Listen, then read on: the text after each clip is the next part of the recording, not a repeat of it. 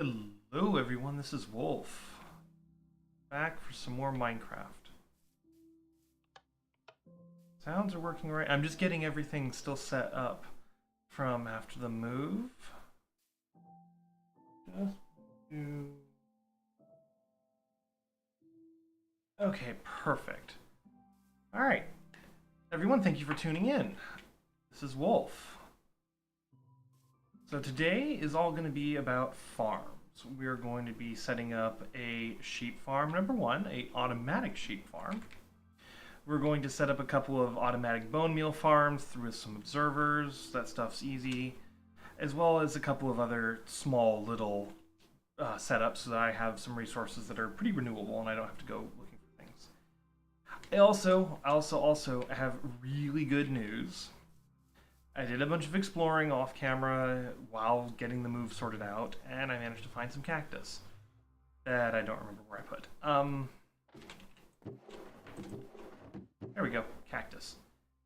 You're not going to believe it, but there is a mesa biome about 4,700 blocks that way. That literally the first day of my exploring, if I had only kept going a little bit further at one point, I would have come across it. Yep. Totally would have been able to find that. I feel, yeah. But, oh well. It's a little mini desert, there's a badlands around it, all kinds of useful resources. First things first though, I am going to go grab a couple of things that I found while doing some exploring in the nether. So I've gone ahead and started setting up a basic nether hub with just some pathways, and this, I'm not joking, that torches at 0, is here. And it's a 2 vein. I didn't know if it would be a 2 or 3 vein or what, so. Okay. It's a 2 vein, that is so cool. But there's more. There's more. Wait, yeah, it's this way. It's not just one that I found. Okay, that one's the one that was near the nether spawn that I've been like walking past for forever. But also, these tunnels, I created them in all 4 cardinal directions, are intended as a means for me to help find things like a bastion, which I finally found one earlier today, or a nether fortress or things like that. So I figured I'd just start exploring. So I dug these tunnels a fair distance to try and find things. This one was pretty much intended to see if I can find another section of nether waste. So I picked a random place to dig down, and right here. Yep. Soul Sand Valley over there. And another piece of ancient debris. But wait, there's more. I really shouldn't have put it off, but I did want to make sure I got this on camera, and hidden in the depths is a major milestone. So this will allow me to get my first piece of netherite. I know I need to make the staircase work better, but I've only come up and down like 3 times. So I've been collecting a lot of basalt and blackstone and stuff for use for accent blocks, and so I needed to find a basalt delta. I found one, which is fortunately not far from nether spawn. And in my explorations, I found even more ancient debris. So let's go ahead and collect that now.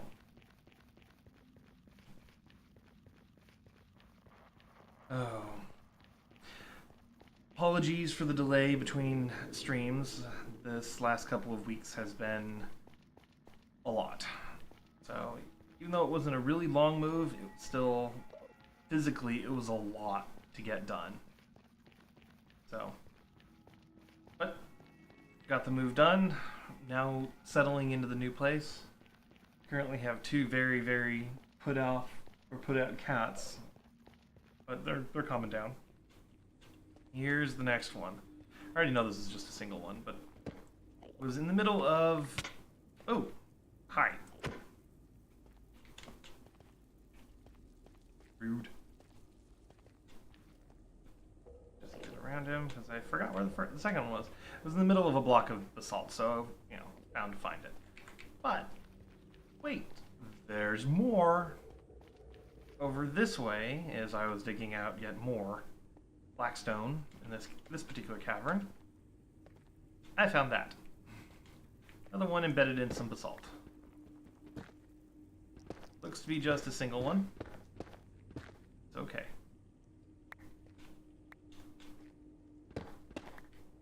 I used the torches to help mark it so I wouldn't forget where it was. Oh, let's just get around this guy. They must be the only ones that... Okay, come on, really? I need to get a sort of sweeping edge, I really do. At least it has looting, though.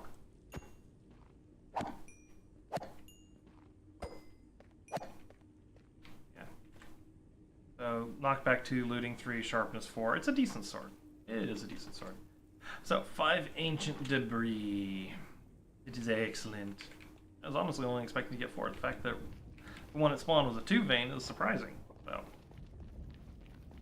I don't normally go searching for ancient debris. It's not something I enjoy doing. It's just not my thing. So I don't normally have netherite here. So being able to get some netherite equipment is a huge thing for me. So, but 5 netherite or 5 ancient debris to turn into 5 netherite scrap. Of course. Let's see how long he'll stare with me. Did he go through my portal?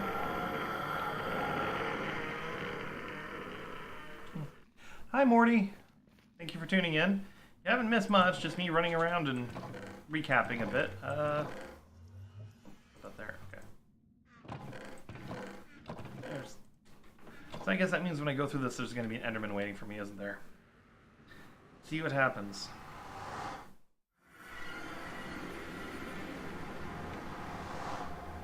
He's not angry anymore, though. That's good. So, I've got some ancient debris. Let's go ahead and put this up in my valuables chest. So, how are you doing today, Morty? Wait, did he steal a block of grass? He stole a block of grass. Enderman.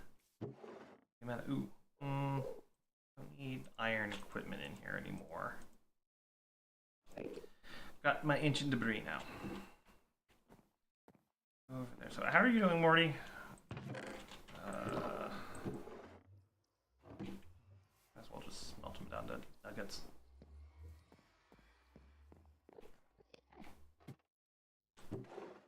Cool, that went through.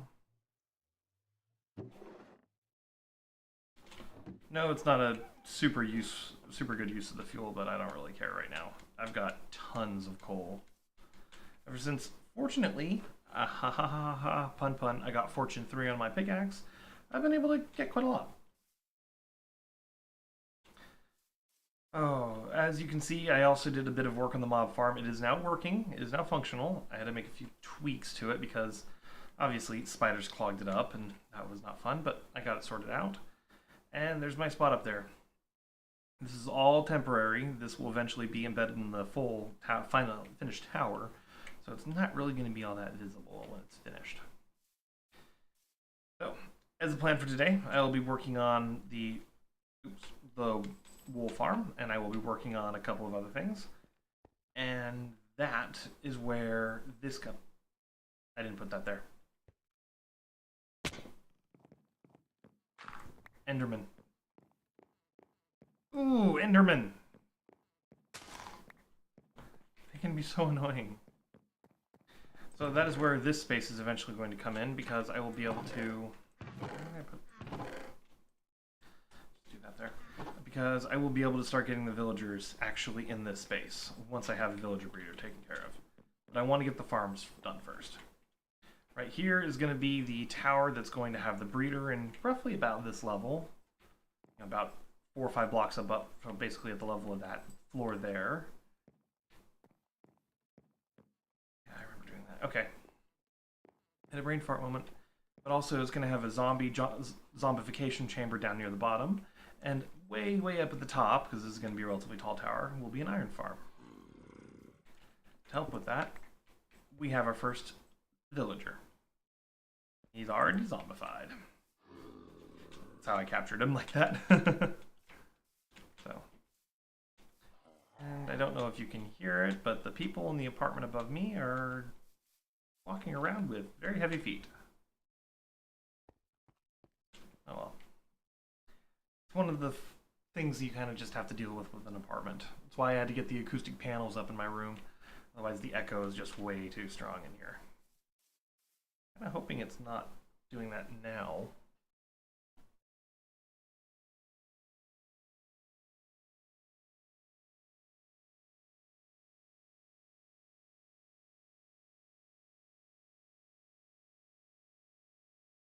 I probably need to adjust the gain on my microphone. 1 second.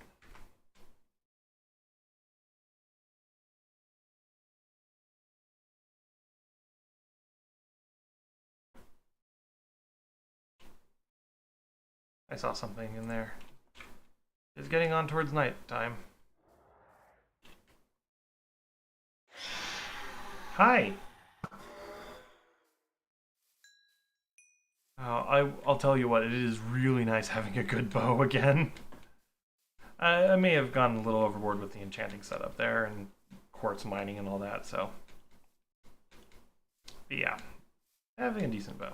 So, first things first, I am going to set out and grab the area, which to do that I need some bricks, stone brick. Okay, I've got stone brick. So let's go ahead and start working on and setting up the area that is going to be our wool farm. Because that right there, that's temporary. That was only ever intended to be temporary. You'll notice there's some red wool. You can see the one piece of it there, but there's another piece over there, for example. And there's another in the distance. This red block over here is spawn. It is 0, 0 precisely. With that said, that means that all the other blocks that are around here mark off the spawn chunks. Which means that that right there is the lower extent of the spawn chunks in that direction. There's another one over in that direction as well. My good chunk of my base will be inside the spawn chunks, which that I'm really looking forward to. It's going to make this whole area so much easier to work with.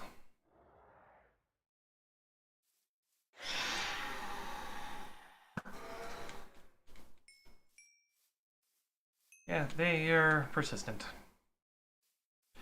So, where would be a good place with this layout to put? So I don't want to put anything in here because this is going to be a relatively important part of the structure. But maybe over here. The space is wide enough to do what I have in mind. And I can do the wool farm as kind of like a lower level. So I think, yeah, let's do that. Let's shave this down a little bit so we have a consistent floor level to work with. So the wool farm I have in mind isn't going to be just one farm. It's actually going to be 3. But it's going to just be one large farm with 3 different chambers with the sheep in it. So I know that seems like, you know, kind of complicated, but bear with me. There's a method to the madness. And actually, since I don't have a silk touch pickaxe, I really need the grass blocks as well, so I should grab a few of these. This is efficiency 5. No.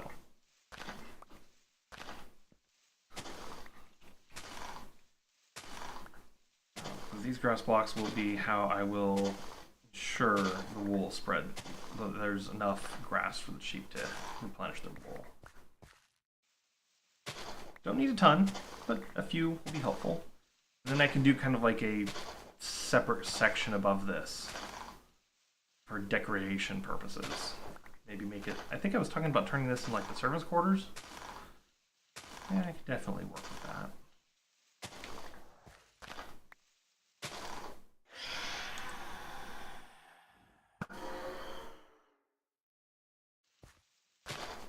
Phantoms, what can you do?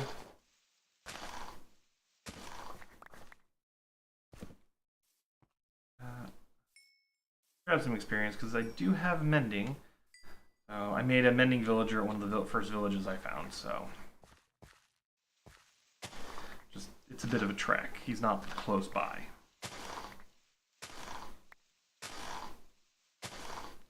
That's not ideal. It is mending. So I have mending on this pickaxe, my Silk Touch pickaxe, and on my Fortune pickaxe. Do I have it on any of my armor? No. Subtle show off of some of the armor. Nope. Just the two pickaxes for now. This is relatively expensive mending. It's like 49 emeralds.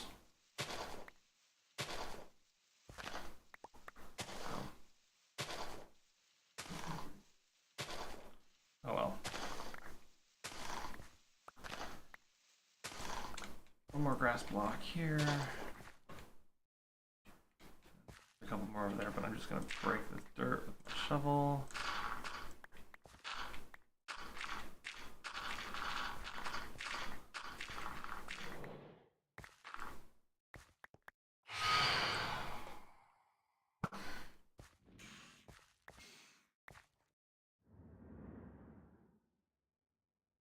Interesting. The bow one-shot all the rest.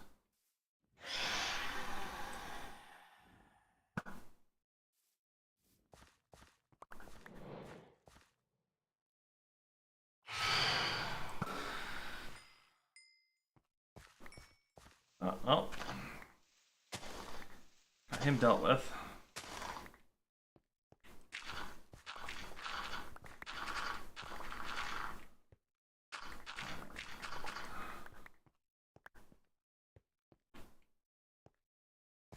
Go grab this last bit of grass blocks. You can use the eventual dirt floor in order to allow it to spread, so that's not a big deal. But I want to get the collection system set up first. To do that, I'm going to have to make a rail duper, so you're going to get to see me do that next. That's easy. Rail duping is easy. So that'll be among the small farms I set up. But I'll set that up after I get this one taken care of. Whoops.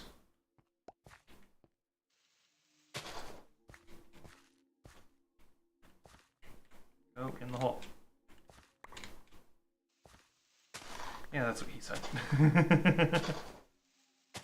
Alright.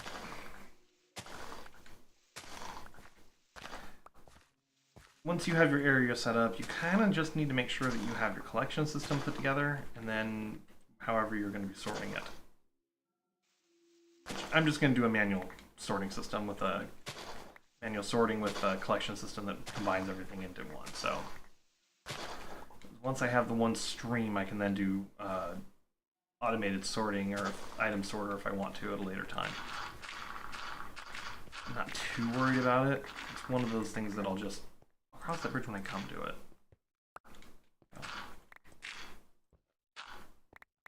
Alright. Oops, did not mean to do that.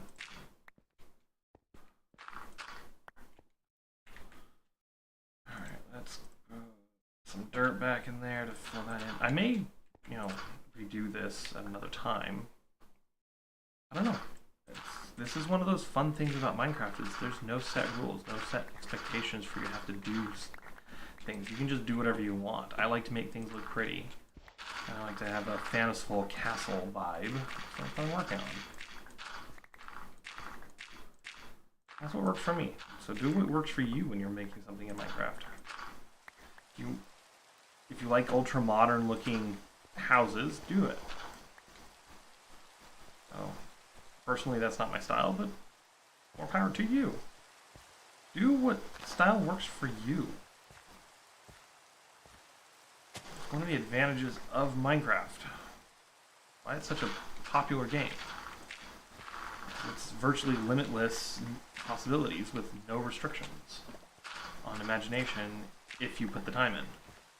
Fortunately, it is something that is a bit of a time sink, so. But that's what creative mode is for. Okay. Got most of the dirt. I think I'll just break all this into cobblestone so I have a good supply of cobblestone for projects and stuff later down the line. Here. I'm going to be making a wolf farm based around Zumas, Zumavoids. Wolf farm. It's to me, it's the one that makes the most sense. Yeah, I know I could put them into individual cells, but that just means there's those extra little bits that you have to have for each one. You have to have the wiring, you have to have a hopper underneath it, you have to have the extra lighting, and so on and so forth. And I've done it, I just don't care for that method. Yeah, it's simple, it's effective, and it definitely works. But Zuma came up with a design in Season 8 of Hermitcraft that's just, frankly, in my opinion, it's so much better. And you don't have to just limit yourself to one sheep in each chamber. That's the advantage in my mind. I'm going to be putting like 8 sheep in each chamber.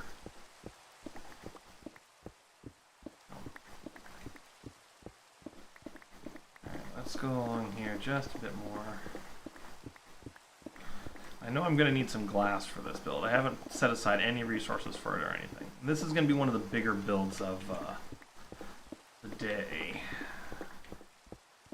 Once I get the area kind of defined where I want it to be, that's when I think I'll go start working on other things and get everything all lined up for this. You'll get to see the process from literally start to finish. I do think I'll go down to this layer right here. So full 3 blocks below. This might be deep enough to work. So let me think. I'm going to need the collection system, which is the rails. I'm going to need the level the sheep are actually on. And the sheep are 2 blocks tall, so that means I have to have 2 blocks worth of space there.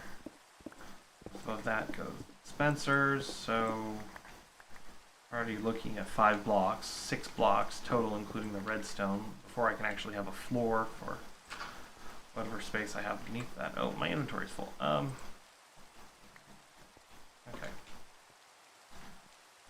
So that just means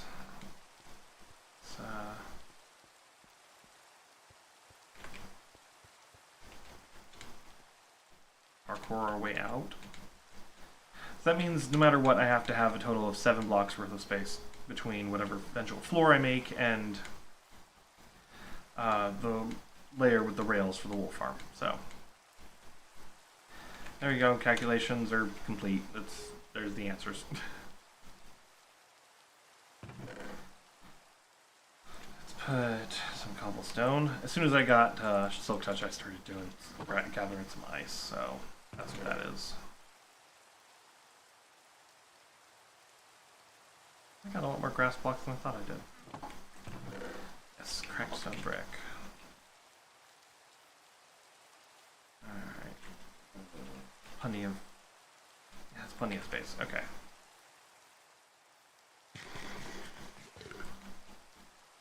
I'm gonna go grab a chest though. I'm trying to avoid it, but I know I'm gonna make a bunch of small little chest monsters and staging stuff, so. Oh, where did you come from?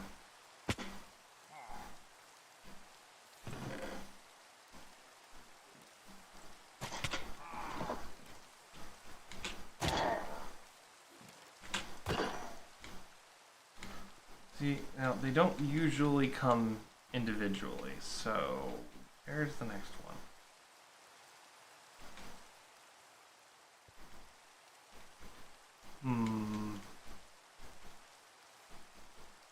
Kinda hoping that was the only one.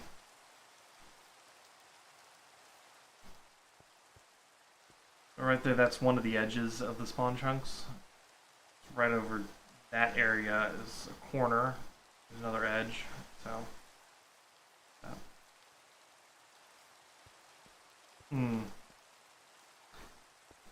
Curious.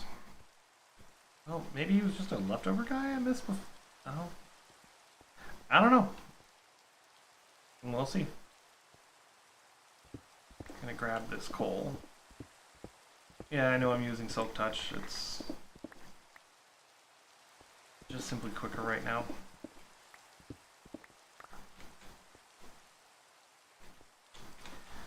Alrighty, let's go back to this.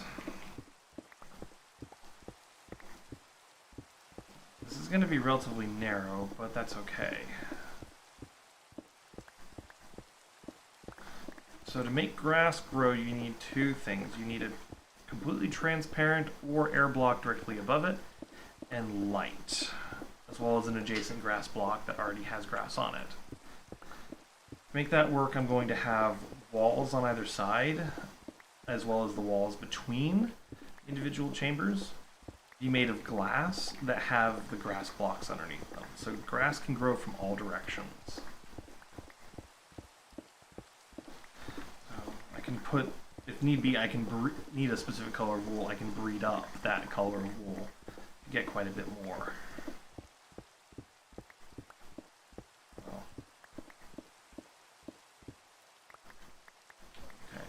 One of the ones I was trying to avoid breaking for the time being.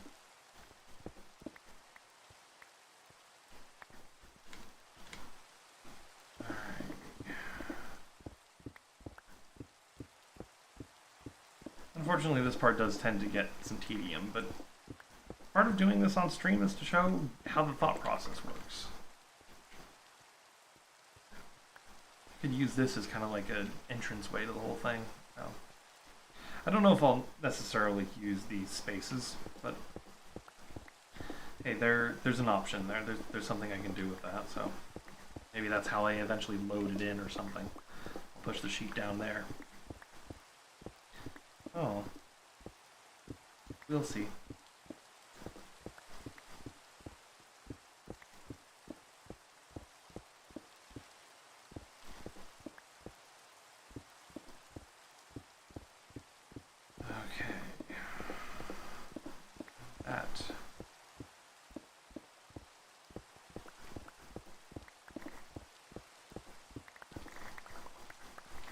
That's a good amount of cobblestone. My inventory is filling up again. Okay.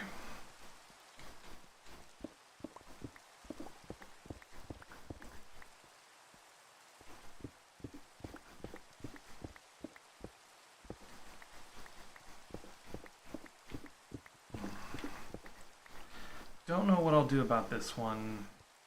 That might not end up being an issue, so... There's so many variables in this that you can tweak one thing and then make something else work a little bit. So there's no reason to feel like you're trapped with one particular design for something, which is one of the things that's actually really quite cool. Now, unfortunately, I do have a tendency to get stuck in my own head a bit with designs, and I'm already thinking about the next season of Unbound and the industrial district I'm going to do for that one, but yeah, that's a little ways away. By the way, Unbound, it's a server I play on with some friends. I will be doing more streams in there. You can catch my last stream in there.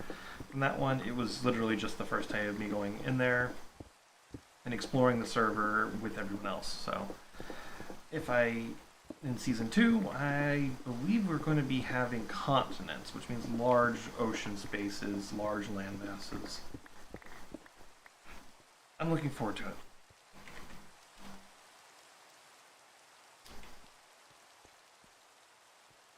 Okay, well, my inventory is filled up. That. And, oh, already got cobblestone here, so...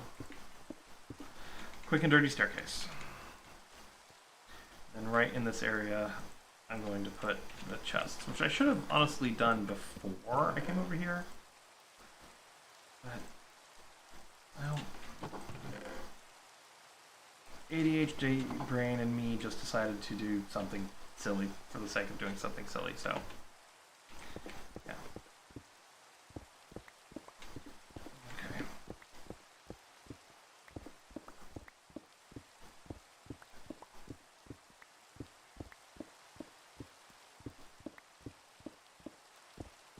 That's okay, though. We'll have just a decent amount of resources to work here. So, if I consider this the floor, the eventual floor, so including the floor, it's 7 blocks, right?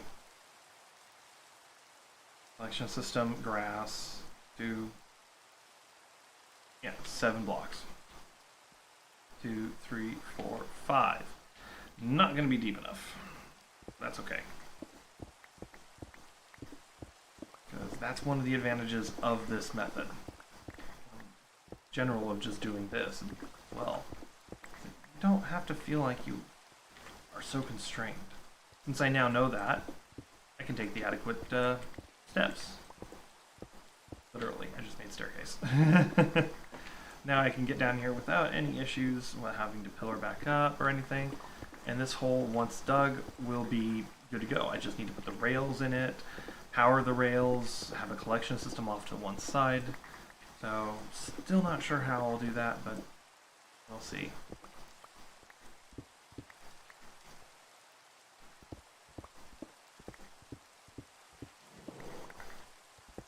And there's another phantom out there.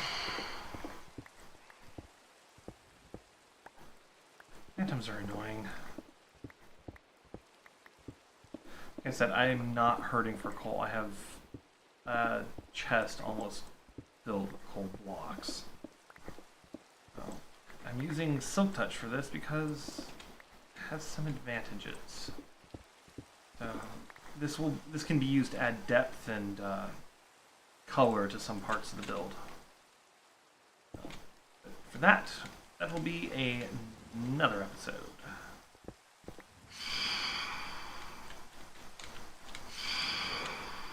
If I could not get stuck.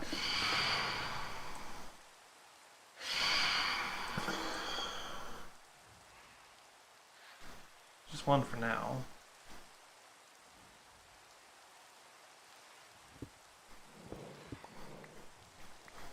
Oh, there's another one somewhere.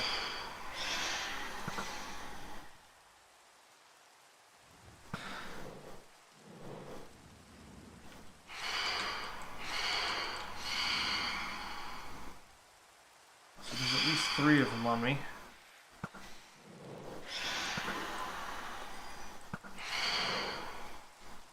I do not have unlimited arrow or infinity on this bow.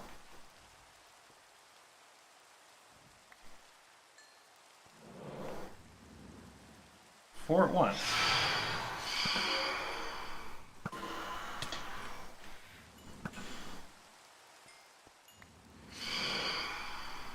Those are some fighter pilot moves.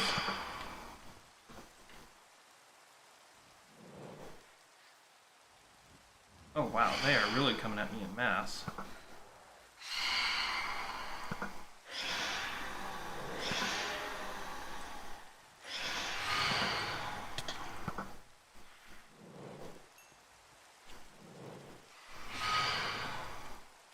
They're basically at the point where I need to start ignoring them now because there are just too many.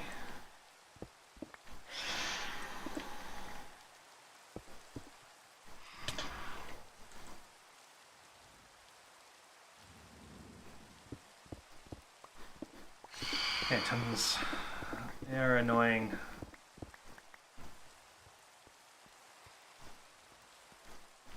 Alright. Fill this in. You don't have any cavities to worry about. I definitely am one of those players that likes to fill in all the cavities and stuff, make everything all nice and pretty in the end.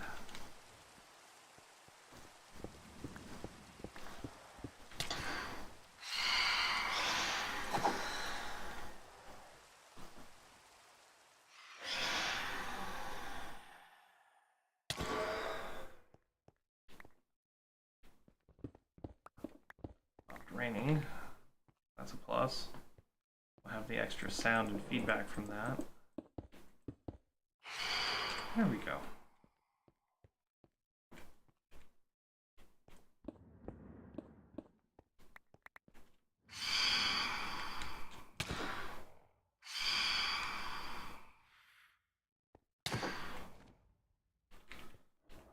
These things are just relentless.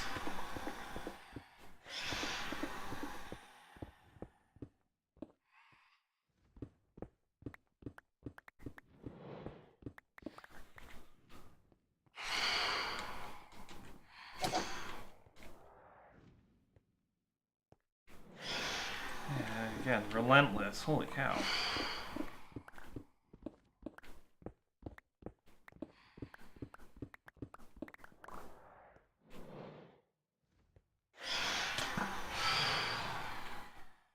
Oh.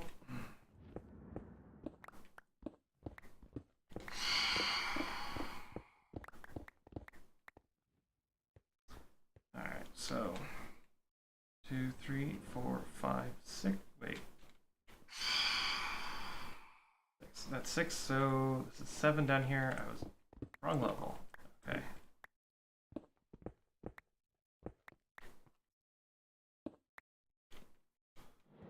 Okay. 2, 3, 4, 5, 6, and 7's there. Okay. Holy crap. Ow.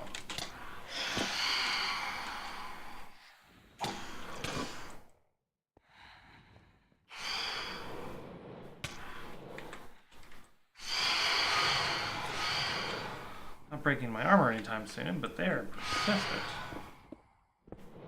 Usually you kill just like 2 or 3 or you go away.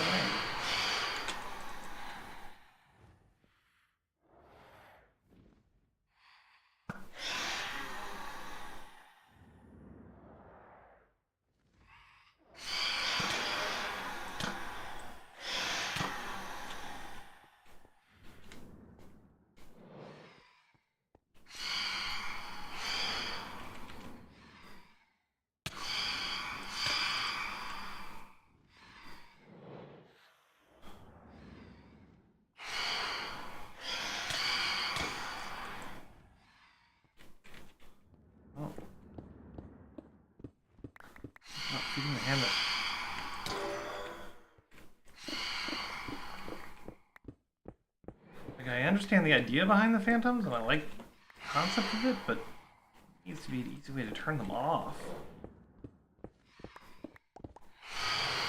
Not so much easy, it's just like... Oh, I almost got that one. I'm gonna limit their numbers, because there are 6 attacking me now.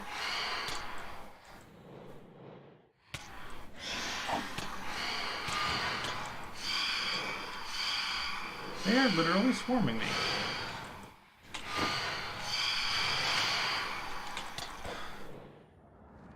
They're literally...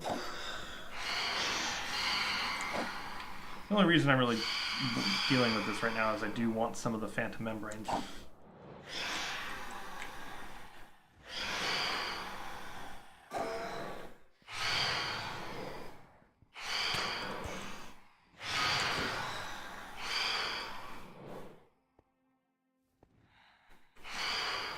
I've gotten 18 so far, and that's not including the 2 or 3 I already dropped off.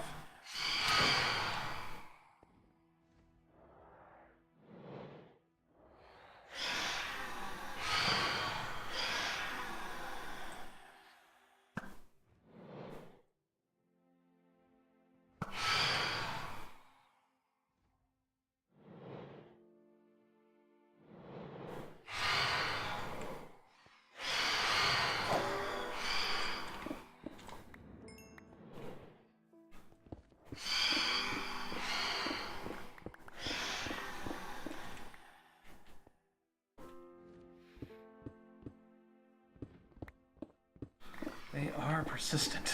Okay,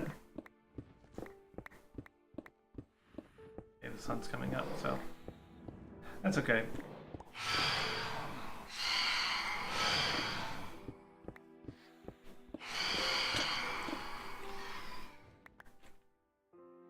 Yeah, I've...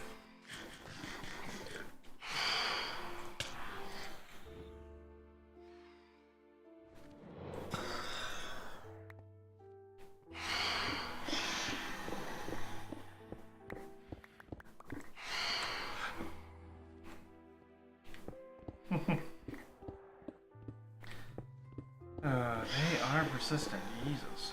Okay.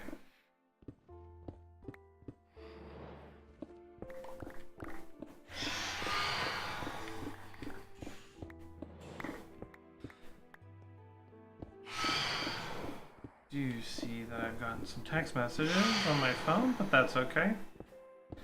So a part of what we're going to do with this whole well is this is going to be one of those farms that just goes a bit deeper that kind of has no other function than what it is. Some of my other farms will have multiple functions. Like my villager breeder iron farm combo that I have planned, that is where most of my farms are going to end up being. They'll have two functions to them. This one, unfortunately, is just going to be wool. Could possibly do more with it, but I don't really think it would be worthwhile. So, alright, let's do that. Throw that there. Okay.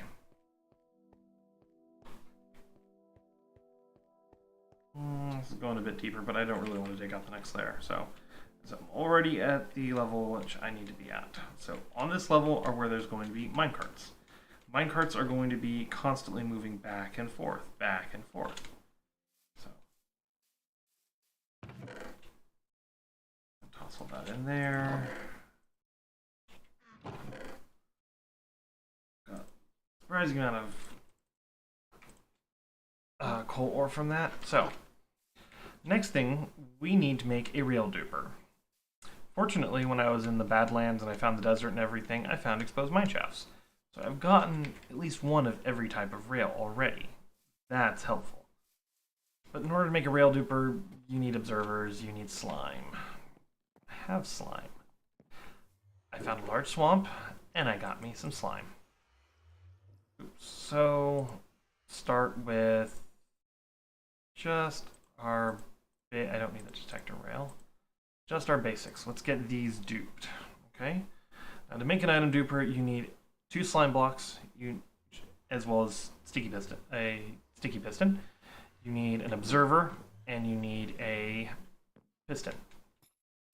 I think a little bit of redstone dust or a lever. So I have observers, I have pistons, all down over this way.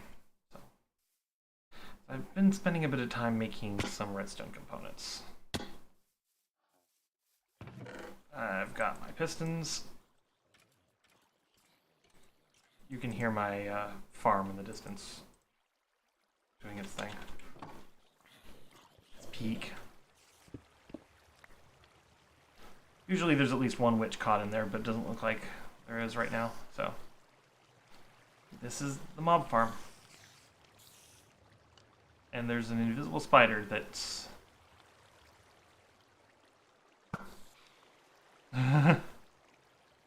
Not quite yet dead. They get stuck on there, so sometimes that's one of the known issues with this type of mod farm. So,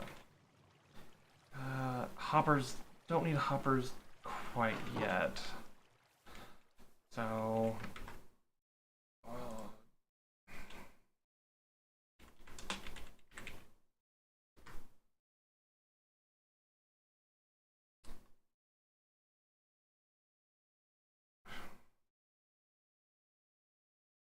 just need to...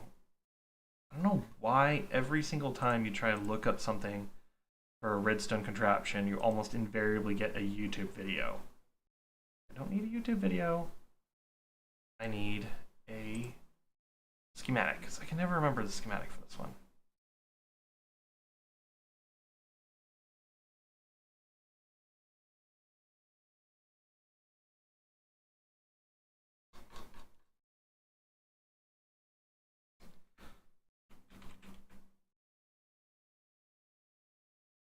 Okay.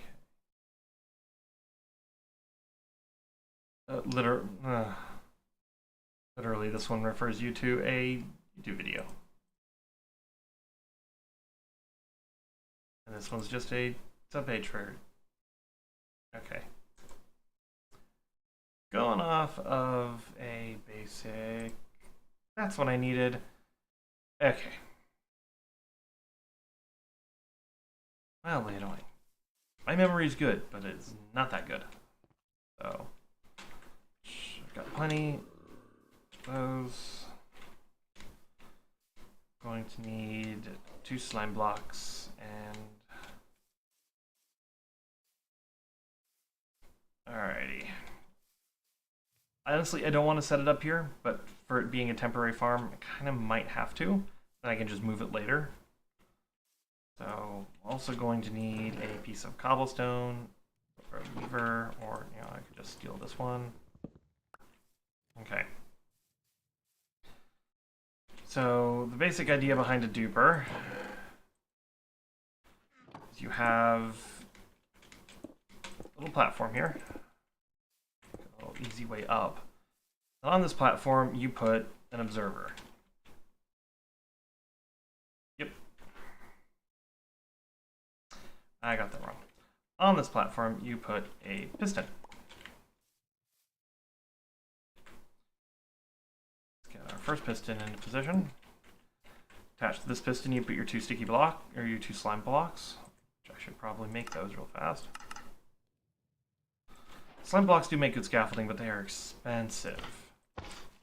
Okay, just like that. All right, and then on this one, facing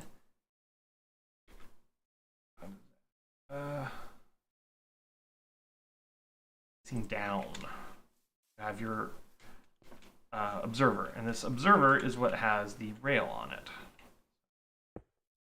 Also, you have facing towards the piston here, the observer. And then you put your rails that you're going to duplicate on the observer. Yep, this does need to be a sticky piston.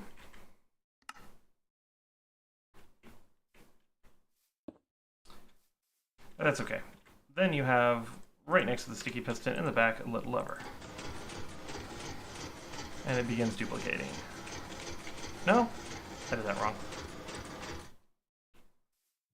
I did that wrong. What did I do wrong? I put the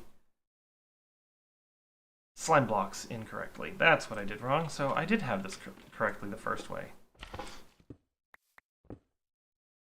Needs to be another block up off the ground. So, redstone with wolf. My redstone prowess is... I never pretended it to be anything other than basic. So, please bear with me. Nope. Let's do that. And we have the two slime blocks like so. And we do... so. Like so.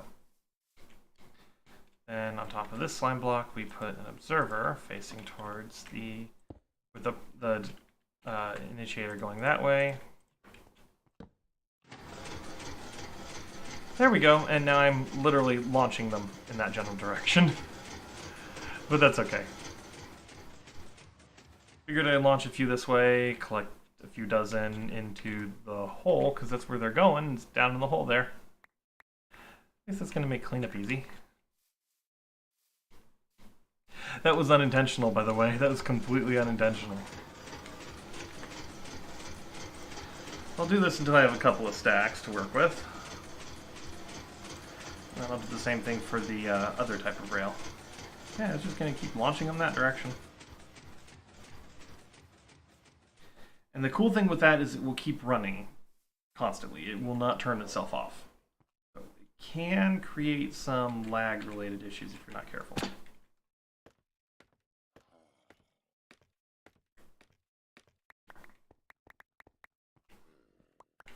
But basically, these are just going to keep raining down here. This is actually kind of cool. I may need to actually make this functionality into... There is a tower by the wool farm.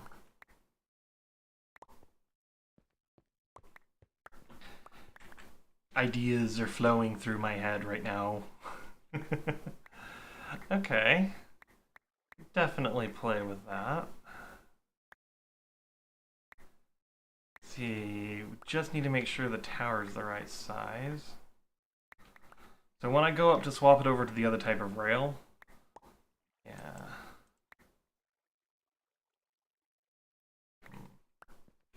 So I'll go and double check. I did not put that there. That Enderman.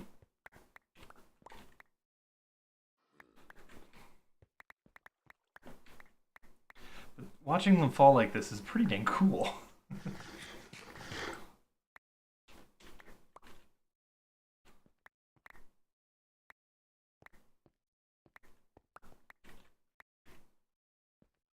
Not anticipating this to be so cool. Yeah. This will make me virtually an infinite amount of rails. I mean, technically it could make me an infinite amount of rails or carpet or anything like that, so.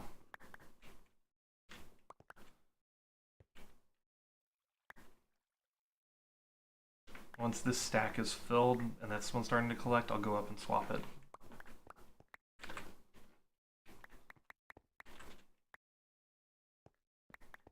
Okay.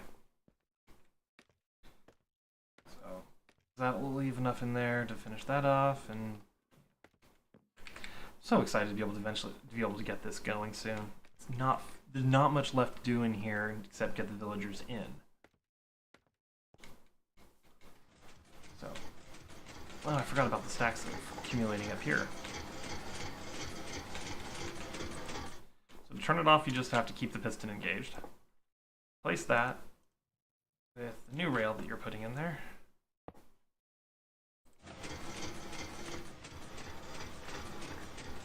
There we go. And there go all the rest of those. So this whole contraption, at least the usable part that needs to be able to function, is 3 blocks, 4 and 5 are included in there. So I need a space of at least 5 blocks to make this work. So with the 5th being the chute, and this tower right here, it's 4 blocks wide. If I had the pistons, I might need to tweak the shape of this tower. But this tower, I could do that to it. You just come to the edge here, flip a lever, and then rails start falling down. Could probably do a double one. Get pushed on one side and the rails come down. Or I could do layered. Ooh. Like I said, creative juices in my mind are now doing their thing. So. Can't have too much of a good thing. I don't want to completely lag out the game, so let's turn that off. Let's go collect all these rails that have been just hurled down into this pit. It's definitely more than enough right now. And this can allow us to start laying out our rail collection system. Oh yeah. Oh yeah. That is plenty of rails. So, the way this rail collection system is going to work is it's going to be mine carts moving back and forth along the length of the chambers that are going to have the sheep in them. Oh, it's getting dark again. Where did you come from?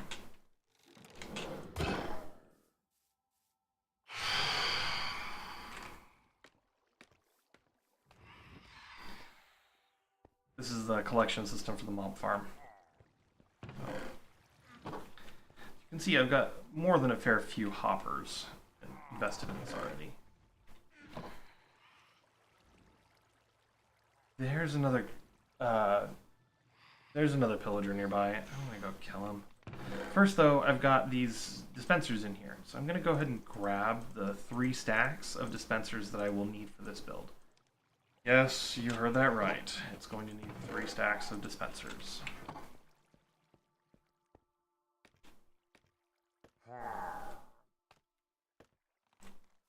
Oh, of course you're captain. Let me go get a lava bucket. Or flint and steel or something. Actually, there's cows here, and I don't have any villagers and not zombies.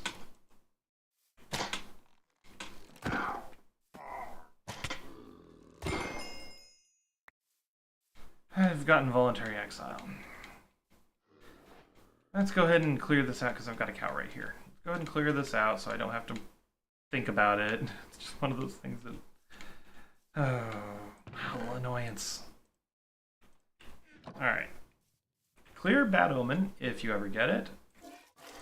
Glass of milk. Clears it.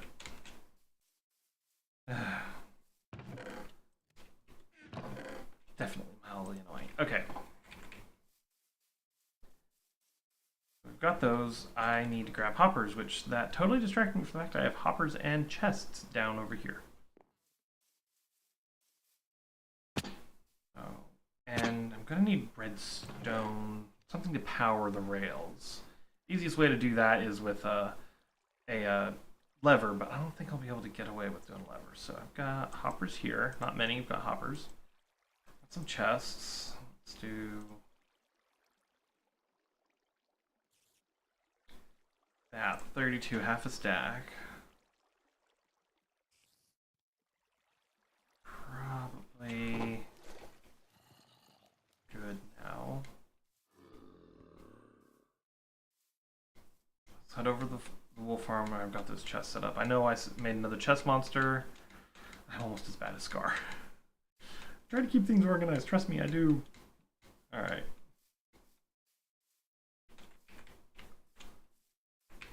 Let's go this way.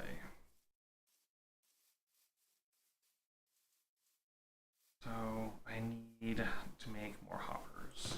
Fortunately, I have a good supply of iron. Very nice. Okay, dispensers go here. Rails.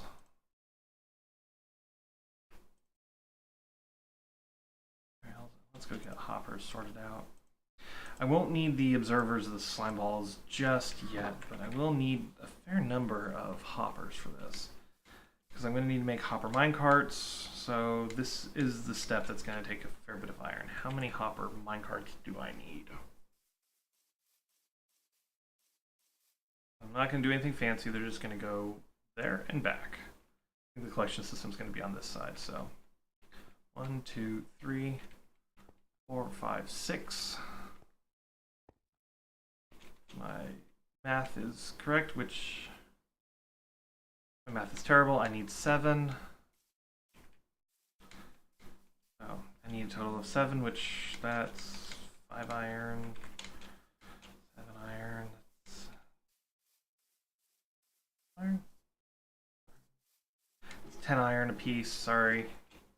Like I said, my math is terrible today.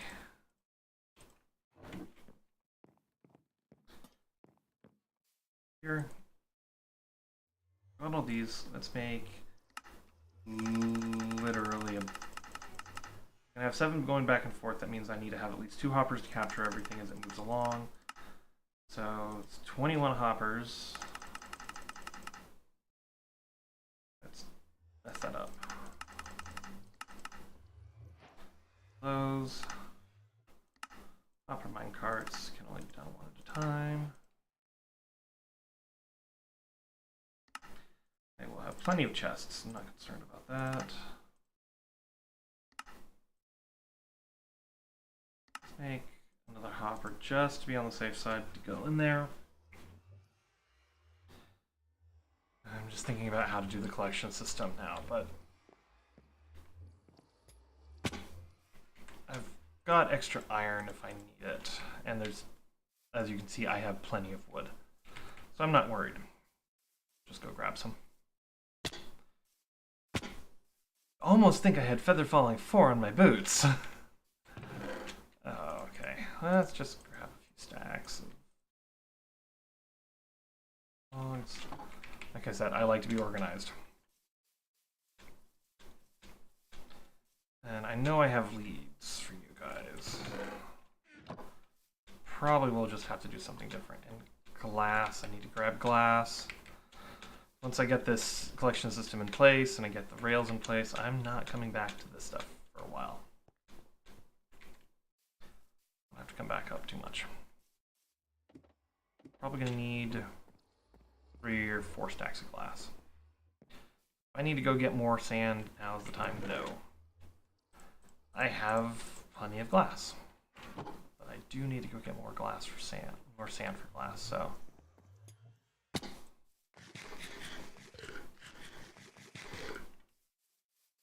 Alrighty.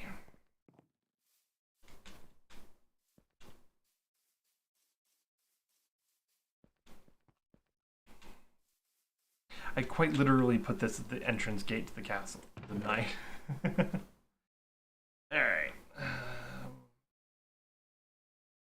I'm also going to need redstone blocks. So here. That means to power them. power them from the block below that require me to actually go down below. Don't really want to do that. I mean, levers are the cheapest way, but they're also the more space inefficient way. How many redstone blocks do I have?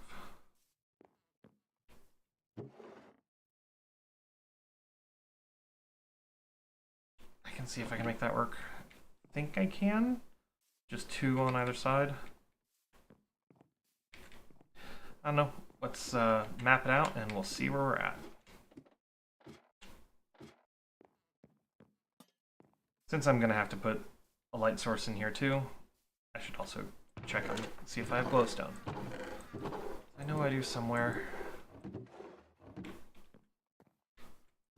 If not, this could be a failure of preparation on my part, and I'll have to go get some glowstone.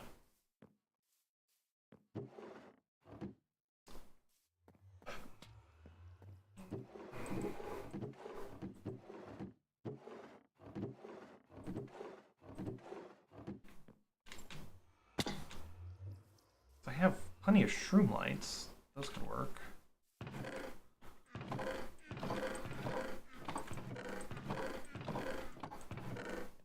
I know at one point I did go and collect a bunch of glowstone. Must have left it in the nether.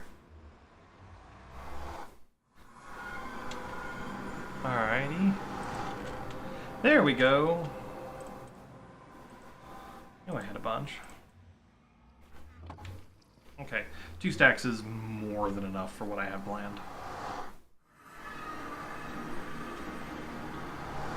Okay. Now I don't need to go back to this area for a little while. Okay, let's go back over here and let's get started on this collection system. Now, because it is going to be for collecting wool, we don't really have a huge amount of demand for large volumes to come through.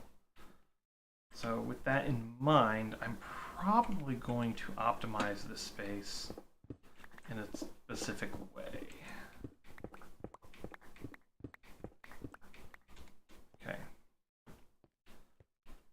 That, and then I'm just going to have all of them drop off in the same row of 2 hoppers, and the 2 hoppers all filter into the same location, which to me makes the most sense for it to be out here. But also it would make sense for it to be at the base of that tower. So let's go back up to that tower and see if we can do some measuring from there. Because having the tower have multiple functions would actually be really quite useful. It's 2 blocks wide.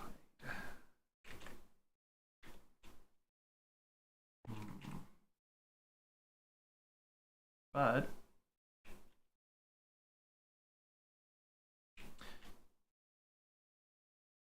that does have its advantages. 3 blocks on either side, then have the 2 blocks on there. So yeah, okay. Here. Of course, there's gravel there. Okay. Well, as just a temporary thing, all of the hoppers are going to funnel into the hopper that goes into the chest that's going to be under here, which I don't have a chest in there. That's going to be a piece of glowstone. Okay. And then you have all the rest of them funnel into that central area, but also funnel along the ends here. So you do it like this. So you have one potential choke point, but it shouldn't be too overwhelming to the overall system. That does mean that you do need to have something along here kind of blocking that off so they don't go in here. And then this entire stretch going up here cannot be active, but that's okay. Should probably fill in this a bit.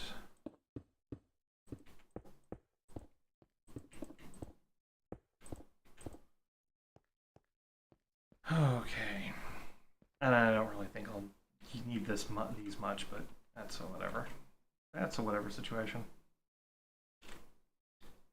Did I sleep? I did sleep. Okay. Okay. Let's go grab our... I've got stuff on me that I don't need for this particular step. Let's go grab our rails.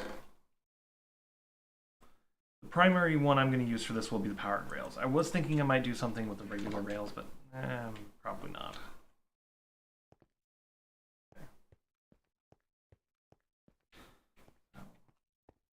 This one's going to be a little truncated on this side. It's okay.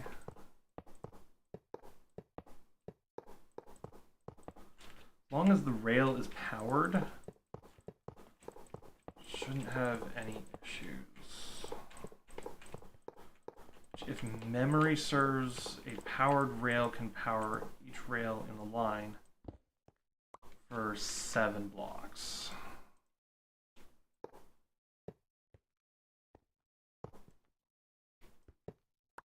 Let's see how good my memory is.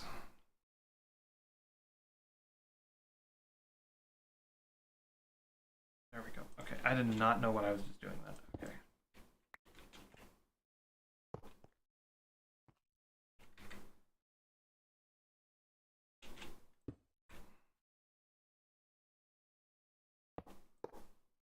Okay.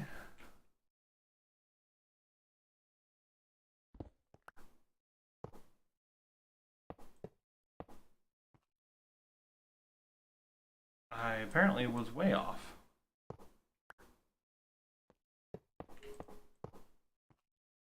Yep, I was way off. Okay.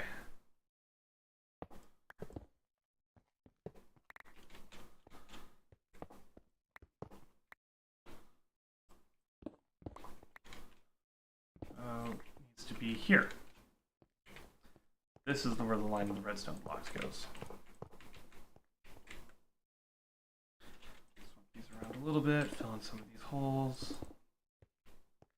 Okay. So that means that this powered block will be able to send the rail car all the way here. It'll consider itself powered and it'll bounce back. Show you like so. See?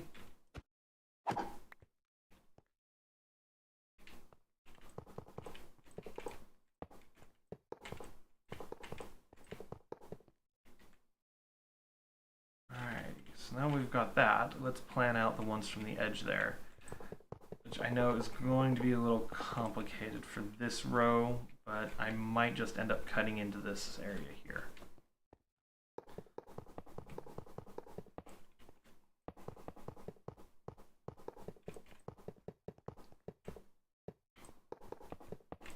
We'll see.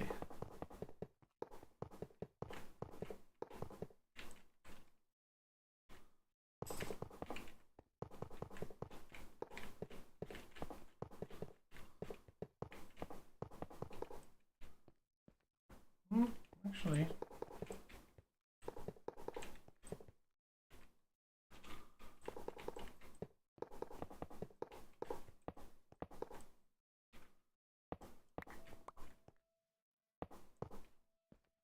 okay.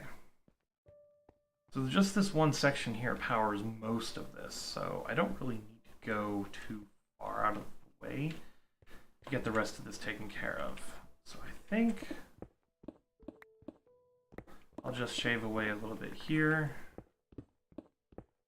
and extend it. It makes the most sense to me. Okay. That will then give me the stone to fill in this hole here. Okay. Now since I'm working on the areas that are kind of, you know, no one's really going to see them, I'm not too worried about stuff. 1, 2, 3, 4, 5, 6, 7, 8. It'll power 8 blocks from that. So we've got 1, 2, 3, 4, 5, 6, 7, 8, 9. So that does tell me the next place where I need to have all this powered is going to be here, which will mean that basically there's a perfect overlap. And that's fine.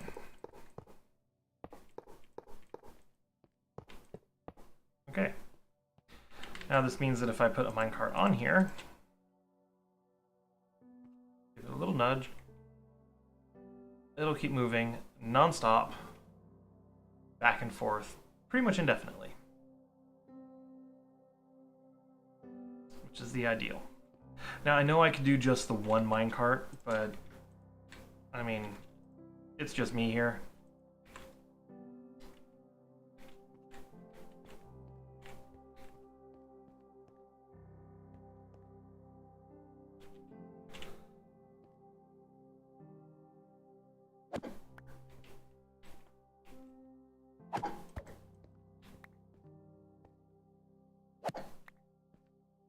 Actually, I had just had a really cool idea.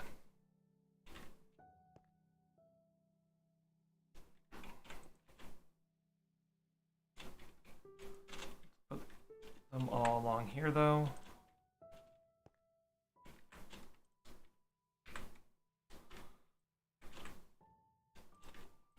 Okay. And then I can activate them all at once. But the next step here is to put in the grass layer. Why did I do that? I don't have any of the grass on me.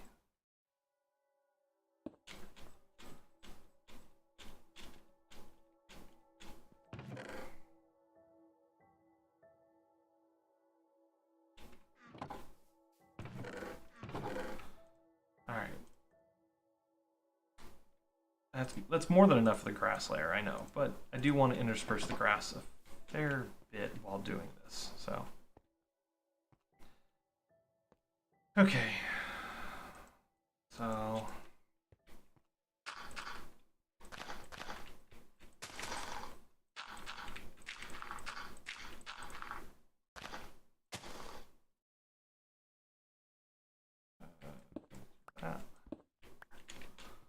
I know, I'm kind of breaking things that'll make it difficult for me to get out, but that's okay for the moment. I can find another way out. That's not a big deal. I think I will also put some glowstone in these spaces. Just that extra little bit of lighting. And then I can use this as a way out as well. As well as a way to get over to the other side without touching the minecarts. I realize I may have jumped the gun a bit on those, but that's okay.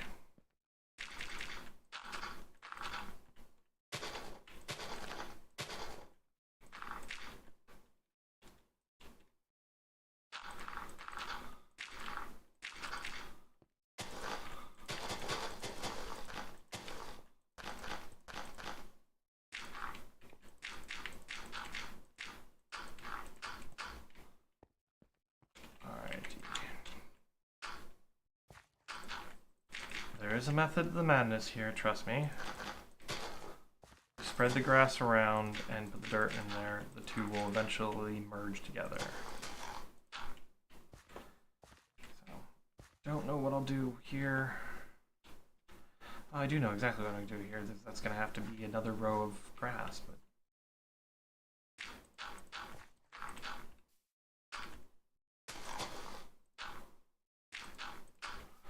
I might as well just do that.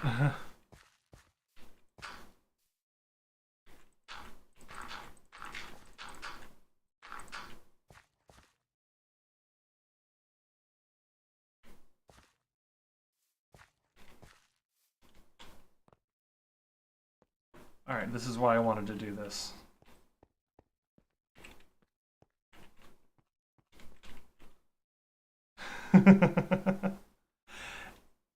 Yeah, I know. It's the small things that amuse me sometimes. See, now they're all perfectly synced up.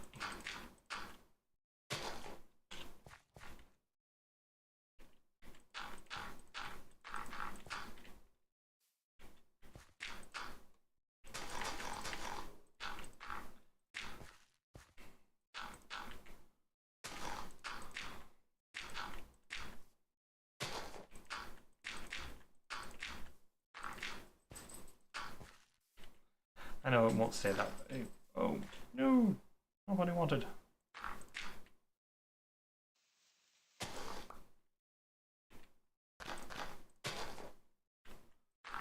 But it's still fun to do.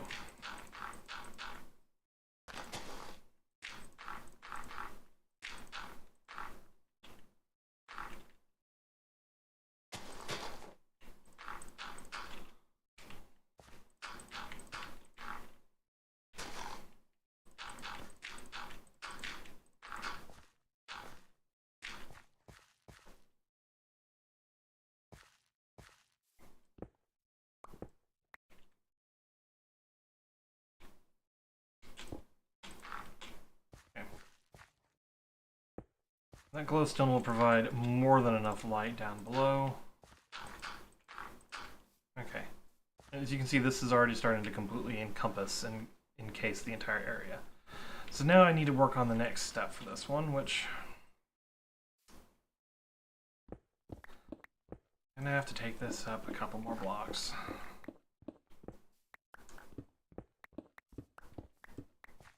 Okay.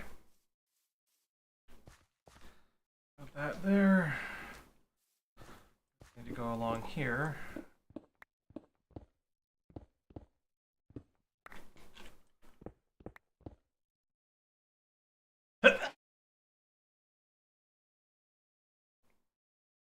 Sorry, I had to sneeze in real life. My cats are looking at me like, what did you do? So, I'm not going to be so worried about using the grass blocks here. Well, except there, because that was not intentional. Because this will be allow me to more easily try to phrase a word and form words that are not coming to my mind. It'll allow me to more easily put in all the necessary grass. Ensure that it's properly protected by the glass when the glass does go in. For this spot, they don't need to dig that out. That couldn't hurt to have an extra corner here.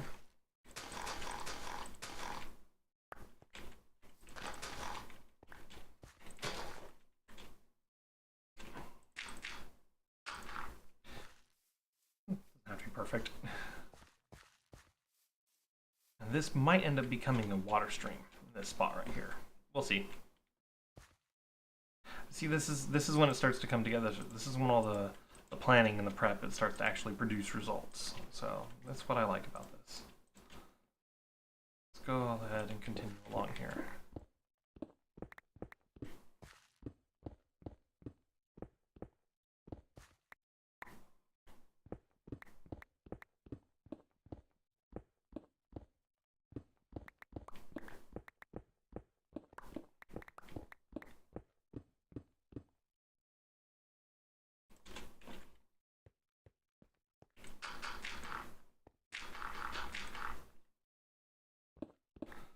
In general, though, once this is put together, it will produce probably an upper limit of about 3,000 wool per hour. That's an upper limit, though, so take that with a grain of salt. It will probably fluctuate quite a bit. We'll still be able to produce quite a bit, especially since it'll have the 3 different chambers. One chamber of which I can guarantee you is going to be the same color of wool. That's the regular gray wool, which I do tend to use a lot of in my roof lines and when I'm creating depth. Yeah, it's so useful. See, this side's almost already entirely grass.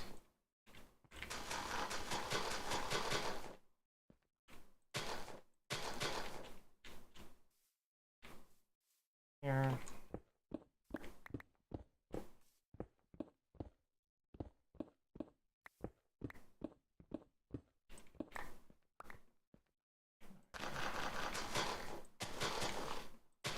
There we go. Now we have to put the lighting in, which is the next thing. Oh, I just grabbed the glowstone and moved it away. Okay. The easiest way to do the lighting is every couple of blocks we have a block of glowstone. That's the easiest, simplest, doesn't require anything special method of doing that. It's maybe what I do. Let me think. I do in the center here, and the center here on this side. This will be inset far enough they won't have to worry about things, and then I can map out a similar balance on either side. That would mean basically 1, 2, 3, 4.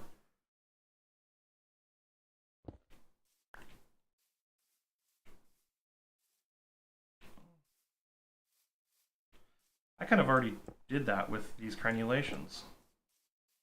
Not intentional, not intentional. This is entirely accidental, and a happy accident at that.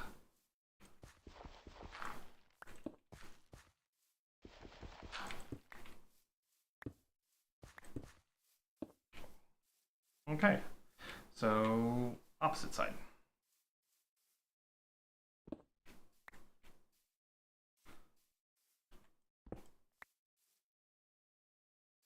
So just every 3, we do the same thing.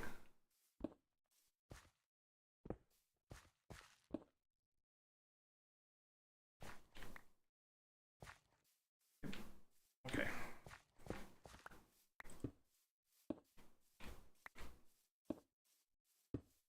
Alrighty then. So that should produce more than enough light. I think we're good there.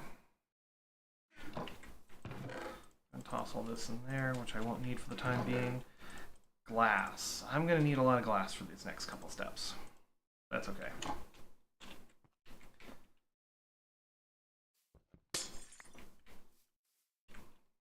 I love having soul touch. I do. Got the collection system already working down below. So, and this is still going to give us the 2 blocks worth of space above this point that we need for the redstone. I may have overestimated or underestimated how much glass I'm going to need. Maybe.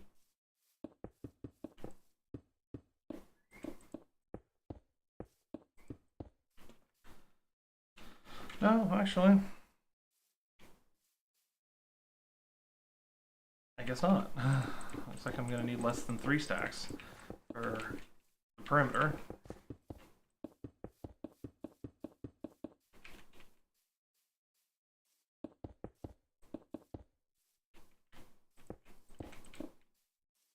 Go.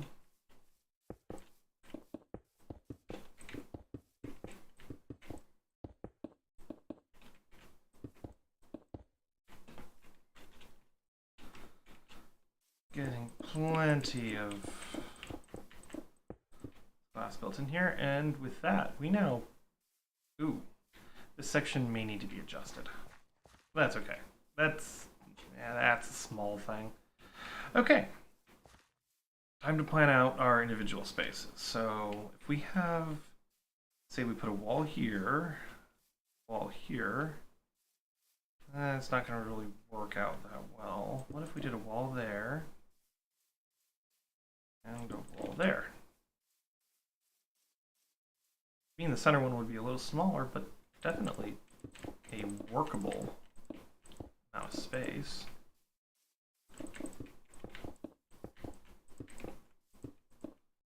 Okay.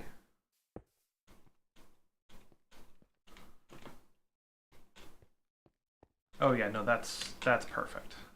It doesn't need to be any bigger than that. That's gonna be fine. All right. So let's go grab some leads. I know I have a few in one of my chests. I just don't remember which chest. And let's move the sheep over. Which to do that, I'm also gonna need a water bucket. So that's also one. I'm just gonna pull and drop them in and use the water bucket to break their fall. I don't see leads.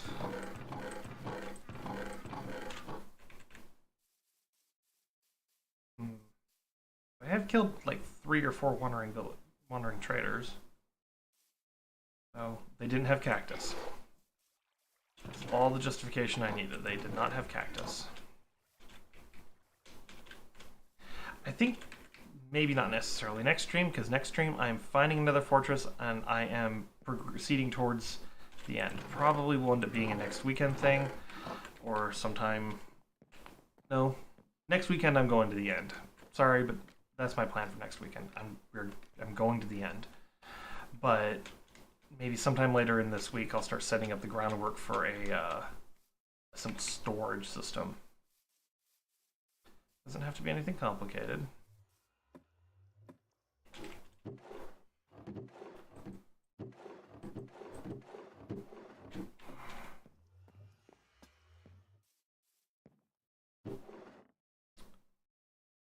Hmm.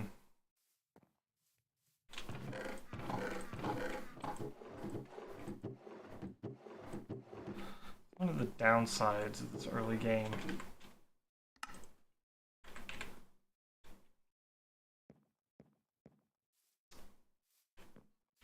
Early game.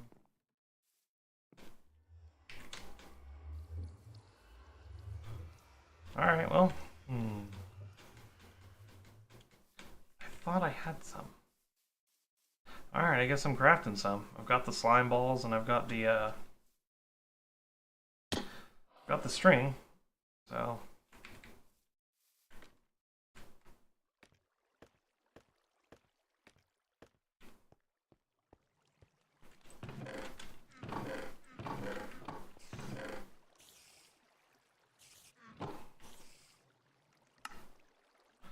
takes 4 and you get 2 leads from it.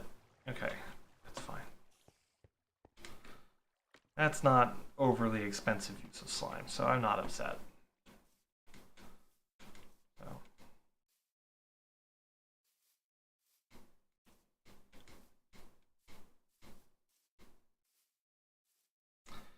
That's okay. Go. Got a skeleton right there.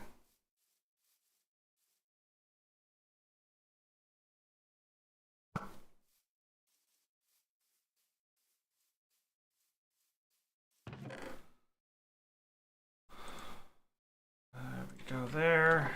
That's actually, I'm going to need a crafting table.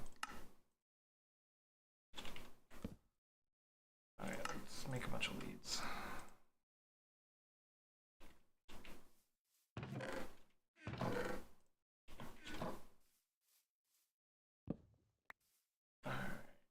And for the bucket of water, we're gonna soak. I am gonna do a little bit of color coordination for this, just not a whole lot, but it will be something. So let's do grays here in the middle.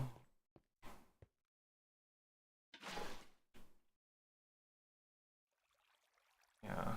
Oh, that's perfect. And then I'll do like colder blues and greens and purples and stuff on this side, and then the warmer colors on that side. I don't know. I'm just thinking out loud right now. That said, though, Gray, Cheap, you are on the agenda right now.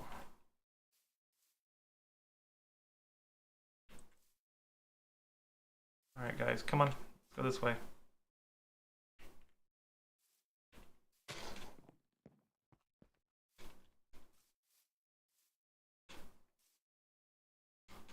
That is so cool when you can make it work. Lost one. Nope. There we go.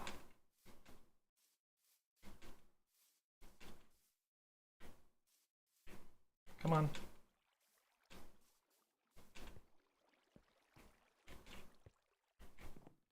Oh, you did lose one. Okay.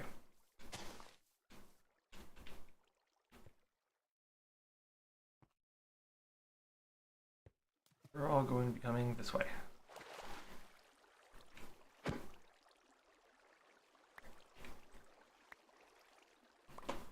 How did only 3 make it down here?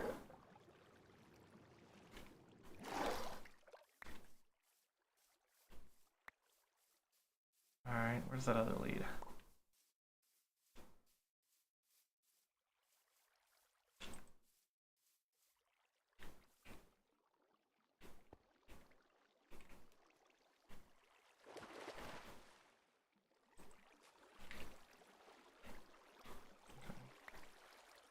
Got those down here. Okay. Now it's time to grab more gray sheep. As you can see, I have a lot of gray sheep.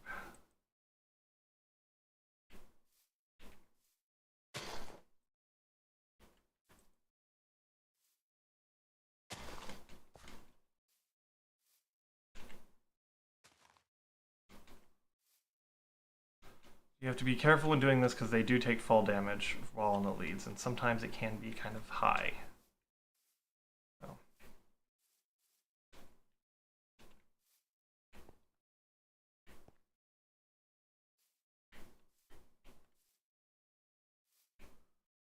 So it's 5. Number 6. Or are you guys just all pushing together? Okay. Oh, that's all 6. Okay. All right. Down we go. And I went too fast.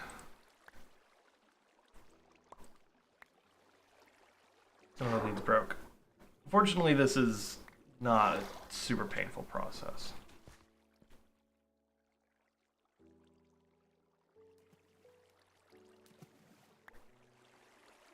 Just need to be careful that this is not slowly destroying the water, the grass down there, but it'll regrow. That is a little laggy there. Oh no, I think one of them died. Oh well. Not the end of the world.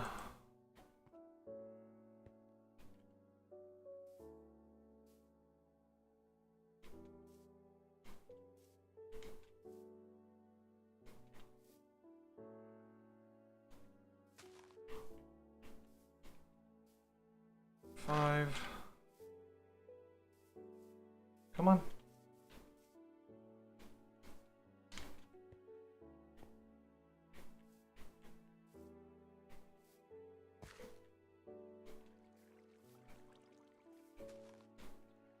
Mobs are spawning all over the place.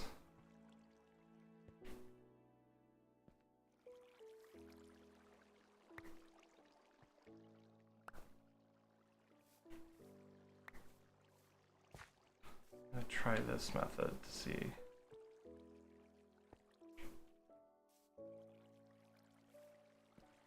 Few of them.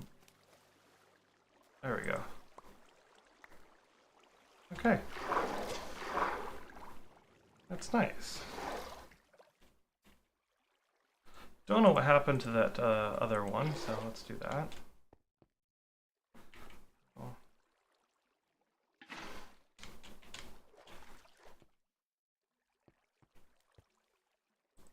Let's do here. Okay. Let's see, there's the gray sheep, which are used for depth. Alrighty.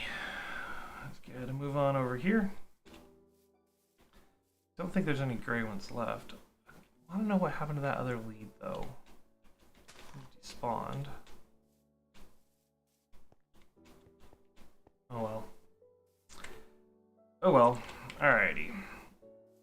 Warmer colors. That's going to be our pink. That's going to be our purple, magenta, red, brown. They're all going to come over this way.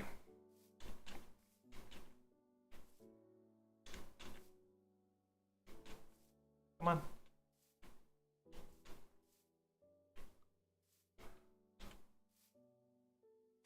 Lose one, we lost one. Where's his lead? We lost Mr. Magenta Sheep. Okay.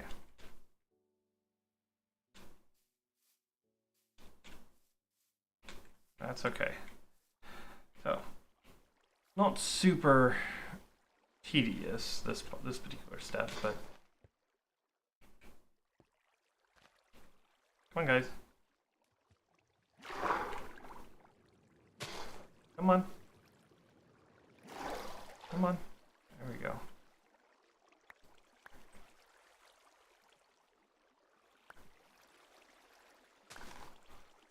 Lost Mr. Brown Sheep. Hi, come this way, please.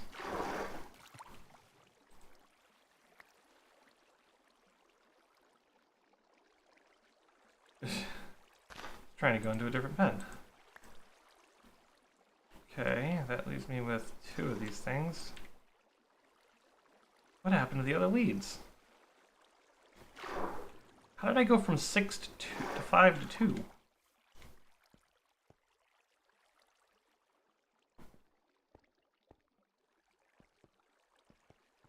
Huh. Cheeky guy. Yeah.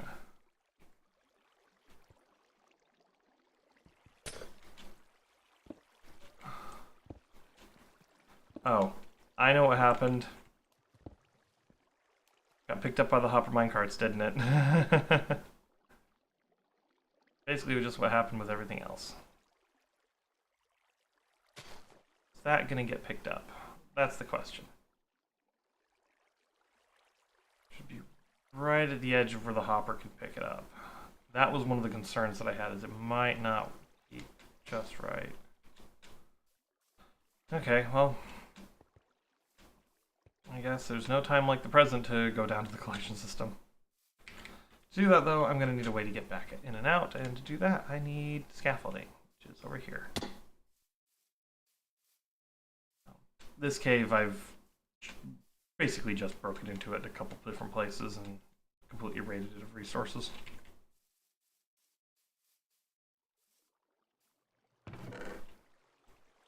Shouldn't need nearly that much scaffolding. Okay.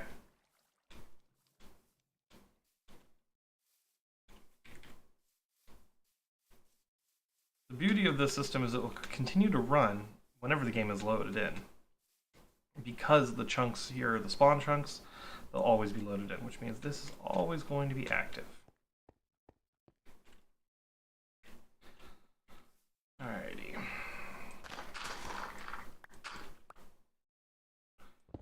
The adage goes, never dig straight down because we'll find glowstone.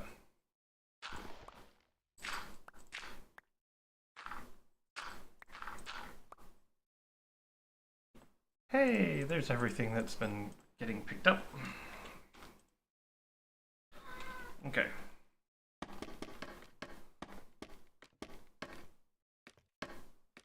Okay. And now we have access to the collection system.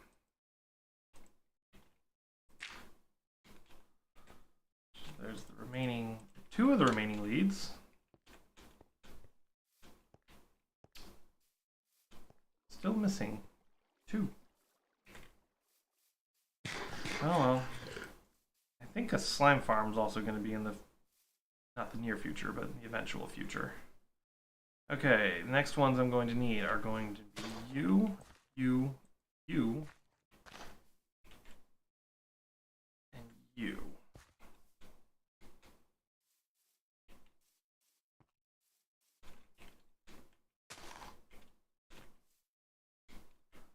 Come on, you guys. There we go.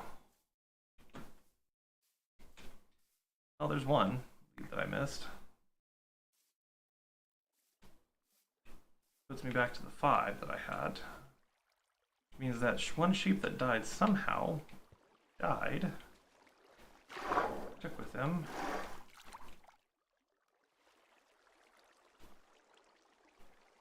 There we go.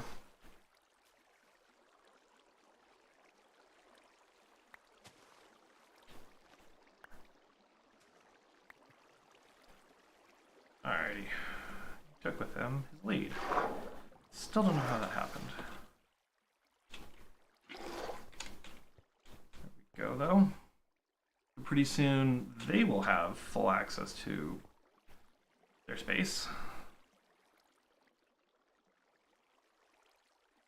There we go. And now for the cooler colors. The main reason why I am so keen on doing it this way, though, is it gives me the ability to breed them. So let's say I need more red, or I need more cyan. This will be fairly easy to get a decent quantity of them. The hopper minecarts had to have picked up the other lead that I had.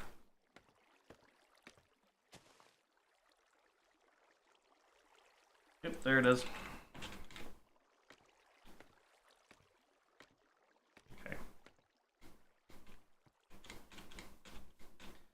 The relocation is going quite well. Not perfect, but hey, it's definitely an improvement on how it was. Okay, come on, you guys.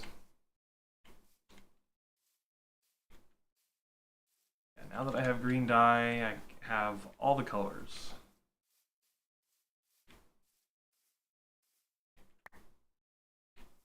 And we lost a gray guy. Okay, there we go.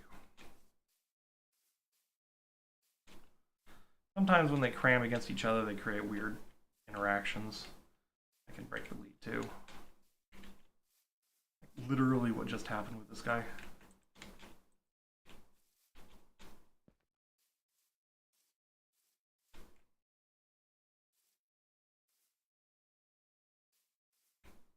And a lead just broke.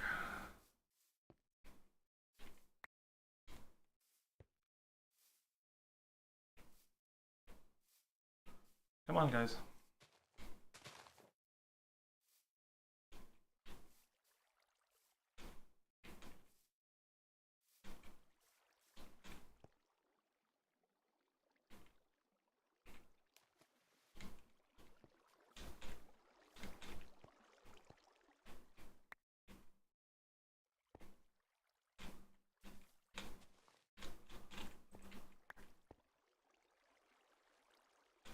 All right, over here.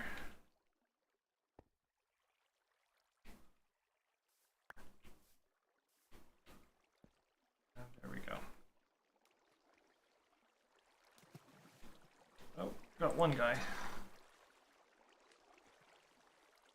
Oh, push you out of the water stream. Where did our other guy go?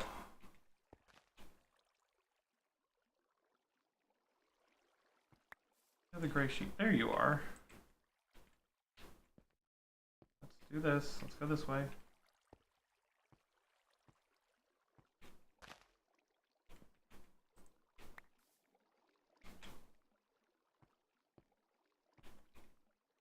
There we go. I know it doesn't look like much, but that's because there's just the 3 colors in there. Oh, but now this thing's going to be set up and it'll be fully automatic. I won't even have to think about it.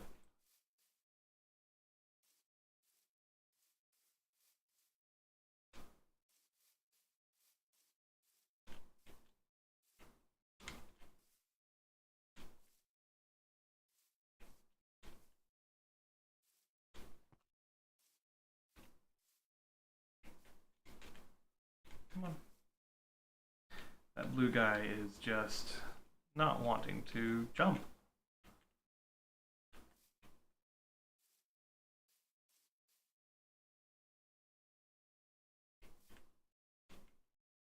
There goes the lead.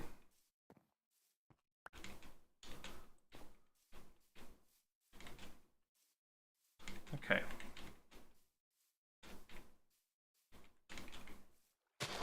Come on, guys.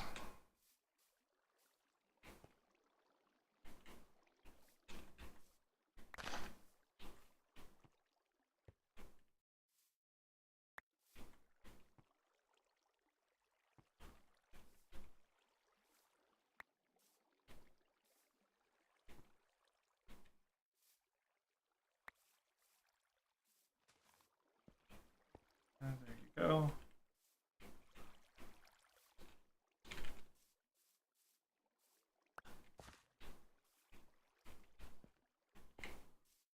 Come on. In you go.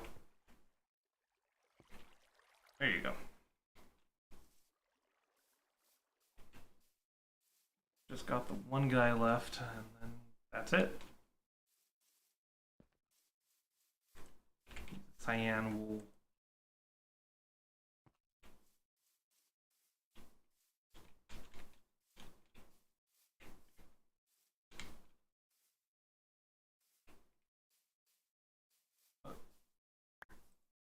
Really, dude? Come on. You're the last one.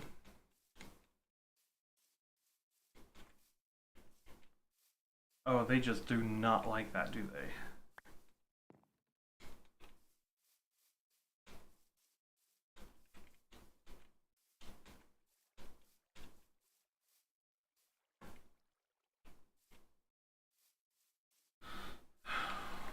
You are one of the most stubborn ones so far.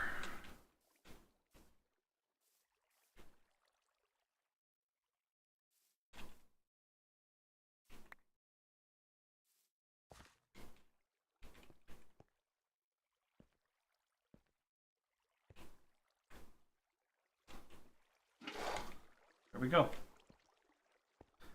All the sheep are in place. Now we just need to put the dispensers in. The dispensers are the annoying part here.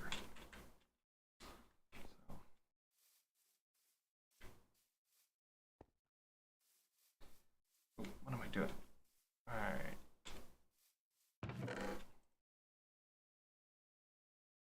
Now the dispensers, which are right here, you place them, the face is towards you.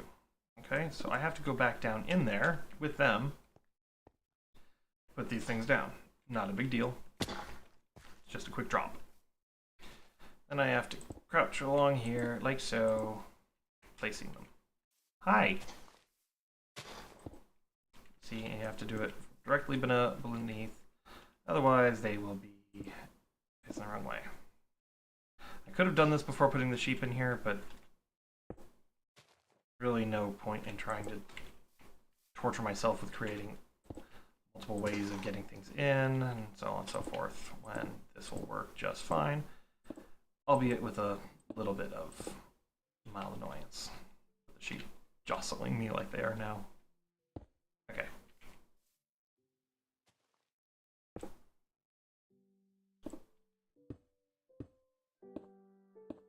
Fortunately, though, this will all be really easily activated by the same redstone circuit.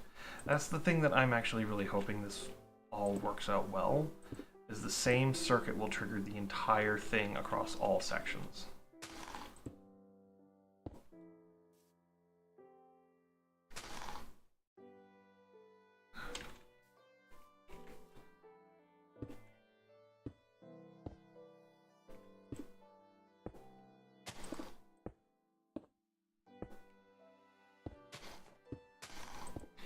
And as you can see, this is one of the large sections. There's the smaller middle section than these two. It is going to be rather tight on hoppers. That's okay. It's part of what makes this fun. Now, for my own sanity. Oh, really, dude? Really? No. No, you are going back in there right now.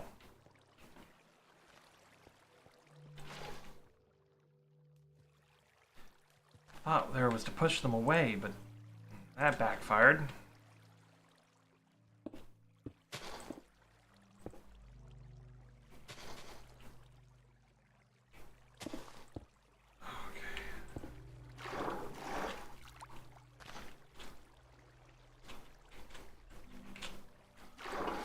Not catastrophically, it still backfired in an annoying way, though. Like they come running. Okay, let's do this.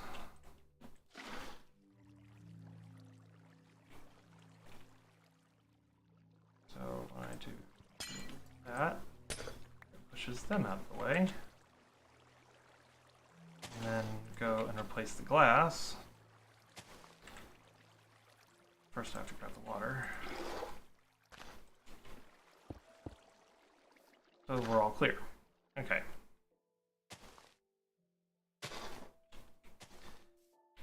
So, just like the other one.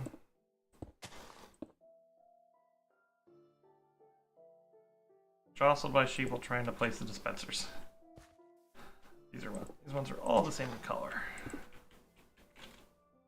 So if you're ever looking for complex color palette, adding in darker colors, muted colors like grays and grays, especially from wools, will allow you to create a mottled effect like what's on the side of this dispenser here. It's just really quite useful for adding in complex color palettes. Now that's a mess up.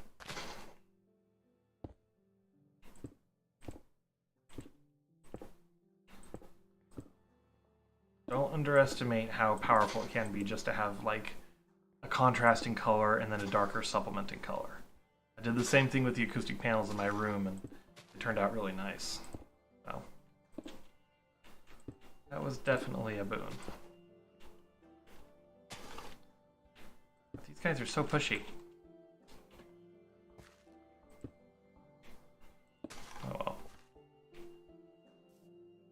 And when this thing activates, it shears all of them all at once in the same instant, which is really cool.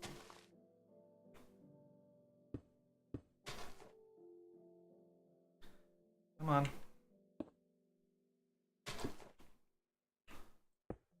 Only downside to this, a lot of dispensers.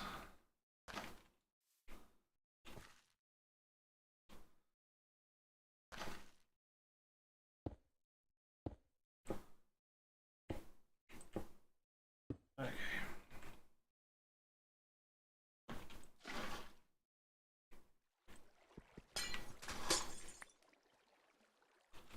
That's to keep things contained.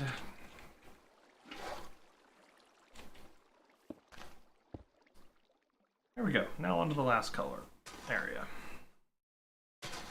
And then it's going to be to wire, then I'll need to wire all this up, which I've got plenty of redstone for that, and I have to put together the hopper clock that controls all of this, which is also quite easy. If you're ever looking at designing a wool farm in this scale, or even in a larger scale,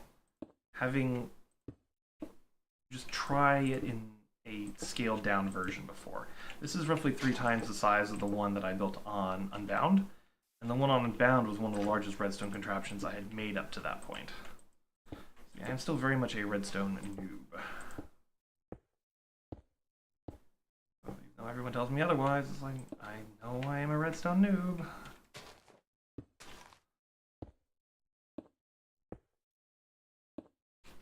I had to look up the design of a rail duper earlier.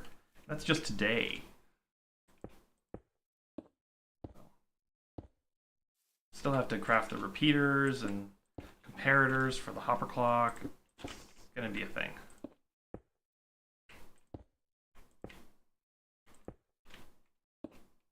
So.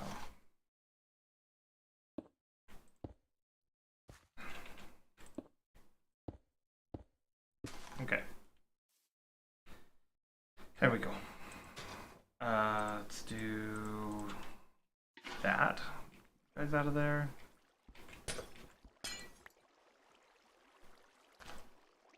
Just grab the water. Okay.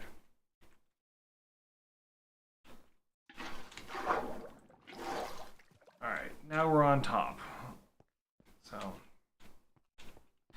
all this area is going, so I'm going to leave glass here. That's one of the things I wanted to make sure that I left, is have these sections where there's glass still be glass.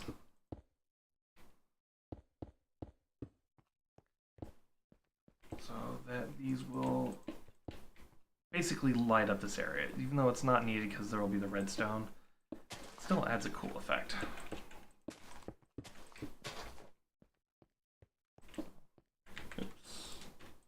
Go. Okay. And it will make sure this area is truly protected from any kinds of spawns. So, hey Gabriel, thank you for tuning in. I am so sorry. My move ended up being a lot more complicated and a lot more intense than what I was originally planning. So it took me a while to, frankly, work up the energy to be able to come back to this. So, you just stepped in while I've been working on a sheep farm. This is a full-sized industrial sheep farm. Sheep farm. I can word today. How have you been, dude? I'm just clearing out things right now so I can make some, I'm gonna go nuts with shears here in a bit.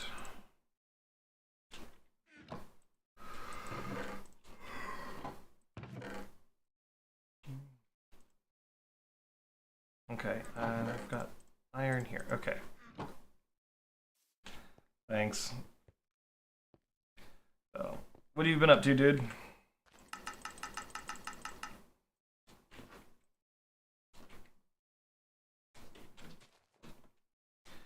So, I'm only loading each of these with a single set of shears right now. For one really good reason. Don't have an iron farm. But even then, a single set of shears in each one of these will keep it going for days. is in real life. Because each one's not having its durability used each time it activates. There's so many dispensers that odds of a dispenser actually catching a sheep are about 1 in 3.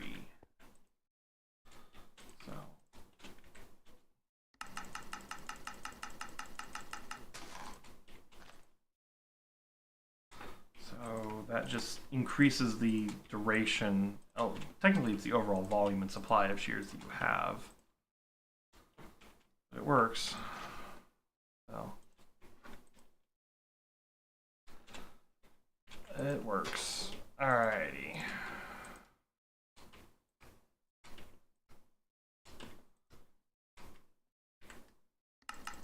I'm gonna need to go grab more iron.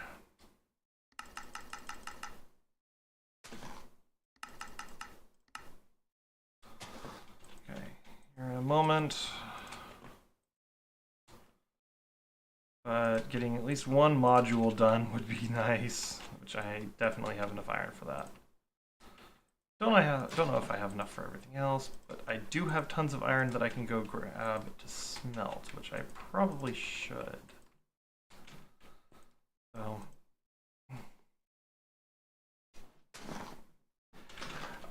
just been exhausted from the move. Even though it wasn't a far distance that I was moving, it was still a lot physically to do. So going from a house that, you know, comfortably had 4 people living in it to a place that has 2 people in it, and then on top of that also having everything that has to be moved, my normal day job, it was a lot. So we put a bunch of things into storage, and there's a whole bunch of drama around that, but we do what we can. So right now I'm just grateful to, 1, have the weekend, and 2, be able to like relax finally. Okay, so that's the one that I just finished, so I'll put a torch on that one to mark it. So got nearly halfway there. I'm getting some echoey feedback myself, so I hope it's not showing up in the recording. Let's go check on my iron supply. I'm 99% sure I'm going to have to go smelt some more iron. Finish this off. Let's go up here. Nothing in there, just some nuggets, which I should grab. Here, 14 blocks is not enough. Oh, I forgot I had all these blocks of raw iron. Okay, now I'm set on iron. I forgot about this stuff. Okay. I also have a bunch of iron down in my mining area, so I'll go ahead and grab a bunch of that too.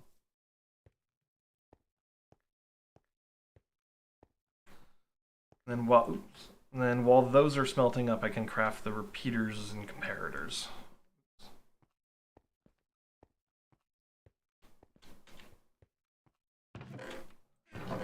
There we go. Got some more iron. Also have some redstone dust. I think I have some redstone also down here. All the way down to diamond level. Yeah. Well, wasn't intending to vent. It's just one of those things that when it does crop up, it's always a stressful time. So, but we made it through it. Me and the roommate made it through it. And hey, look, it's 9 o'clock, and I've been streaming for 2 hours and actually feeling okay. So, got the deep slate redstone, but I want to use that for decoration. Iron ore, okay. I really need to get some villagers going so I can have it unlimited redstone. So. Oh, yeah. The little bits of farms and stuff that I'm working on right now today, just knocking each one out is a big step for me right now. So, and it's not that I haven't done these things before. I have. It's that it's getting each individual piece of the puzzle rolling forward, taking that next step forward in the game. I'm actually having fun with that. So, truth be told, I am having fun with that.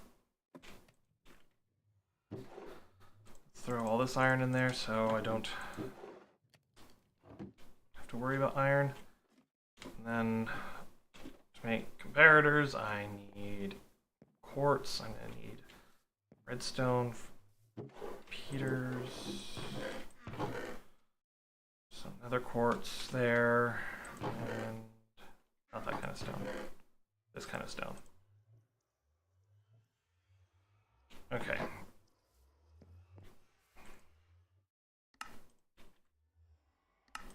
To make both, you need redstone torches, so I'm probably going to make about that many is plenty. So I need 2 comparators, and then I'm actually going to need 14 repeaters, so I need to make 7 more redstone torches. Nope, I cannot do math today. I need to...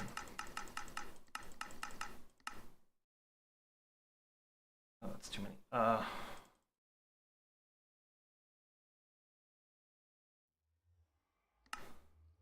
14 repeaters. Okay, much better. I don't know where I got, or I just misclicked there, so.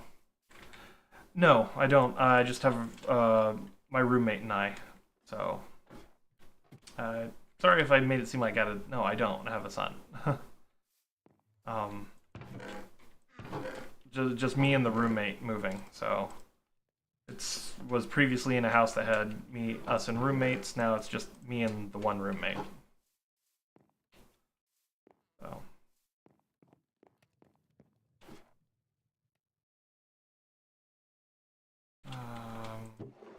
Iron, okay.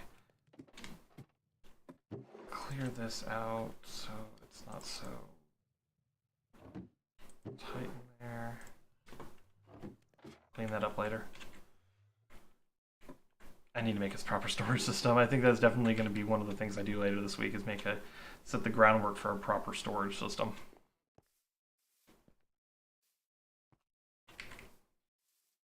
Okay.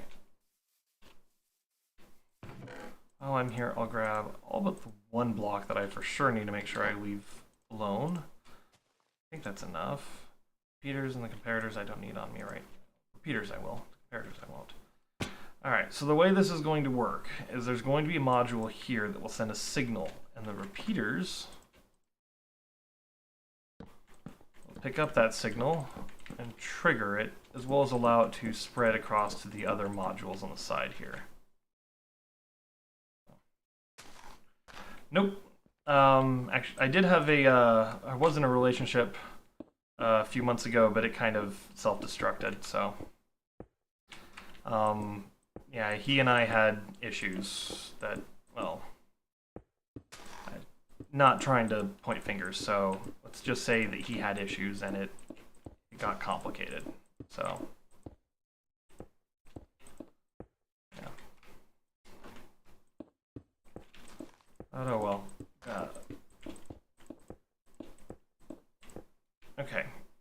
So we have this right here as our basic way of initiating and sending the signal across.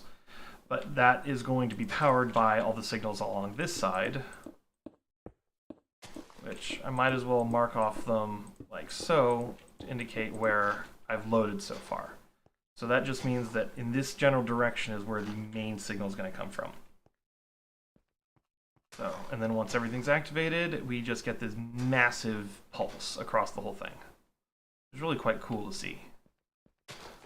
And repeaters will be able to extend the signal plenty far enough. I'm not even concerned about it, though. I may, like these two, since they're going to be so close, it's not going to be needed. So I just need to make sure that I put a repeater at the origin point, which is going to be here. So, but that's okay. It'll produce the signal. It'll create a strong enough pulse that everything will be, I don't want to say energized, but it will receive power. So can't do that because that'll create a monostable circuit. Have to have the repeater because otherwise it will send the input back around and it will loop endlessly. Oops. That's okay. Repeaters aren't expensive. They aren't. So. But I do not have enough redstone to finish this. No. I have to wait on the iron to finish the shears. Which means...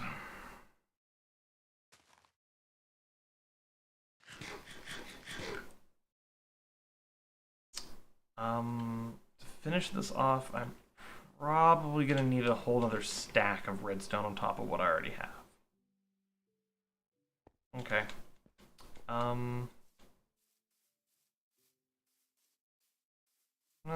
While that's doing its thing, I guess I'm going down to the mines real fast. I've got some redstone ore there I could use. I'd like to keep that for decoration. I'll just mine what I can, so.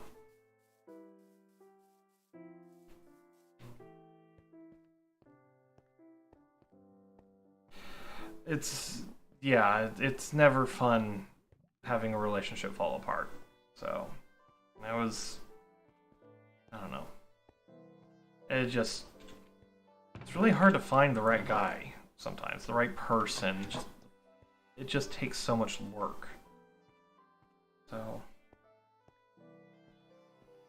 I am sorry, man. So, how long were you with your partner, if I may ask?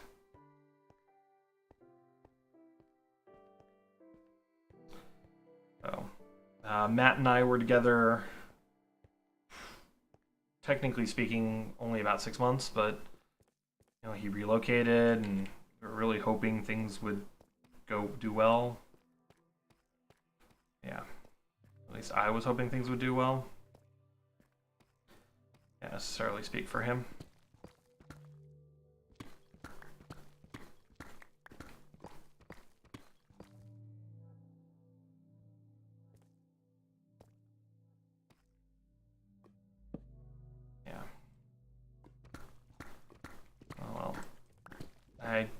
Oh, more lava.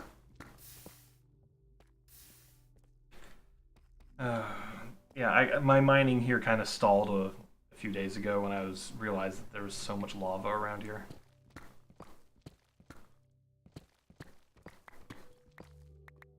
Iron, I'll take it.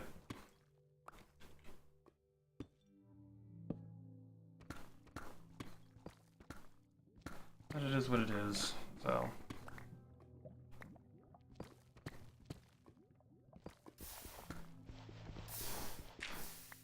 I don't know if you know much about how relationships usually are here in the United States, but it's often viewed as like, if by about 30 or 35 you're not married, people are like, well, what are you doing? So, of my classmates when I was in high school, I'm one of 2 that isn't married, so I'm also the only one that's gay, so take that for what it's worth. I can take that with a grain of salt, I guess.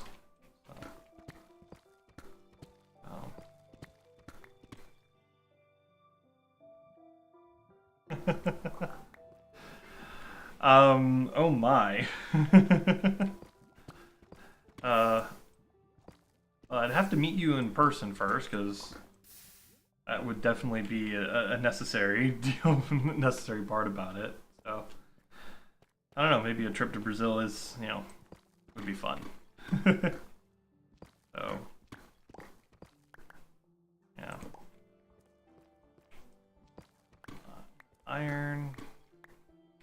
I'll tell you what, though, having fortune is really quite nice because it's making this so much easier.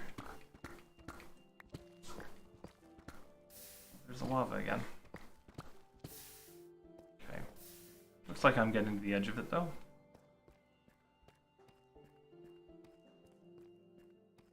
There's a kitty cat curled up in my spot in the bed. He has just made himself right at home. 3. Okay, this is the 5th one. Sorry, counting real fast. One of the ways I keep organized while mining.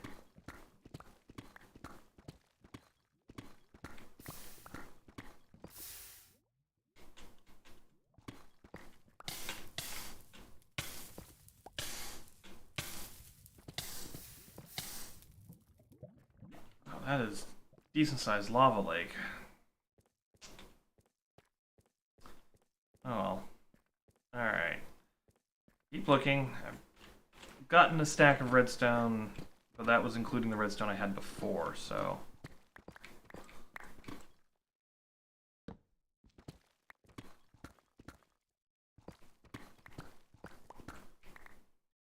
Gold, I am definitely going to be silk touching.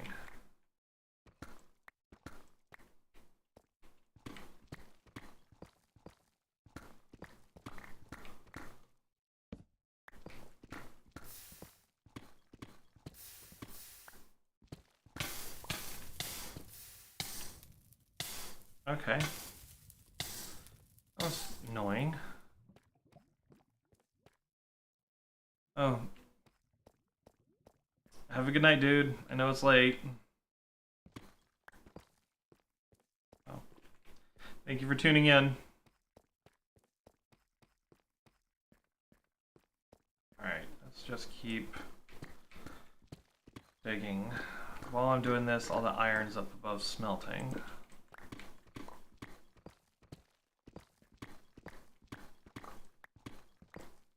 Ah! Oops.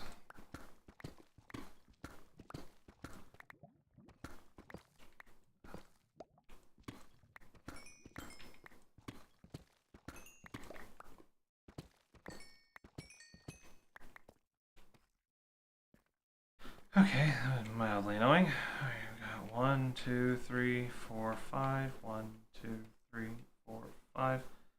Torch goes here. Okay.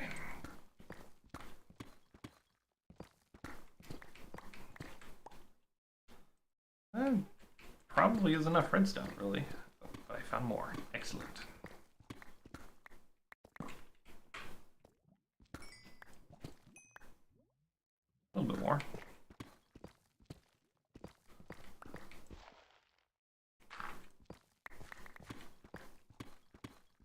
Ah, there we go. Even more redstone. So now I know I'll be solidly well supplied with redstone.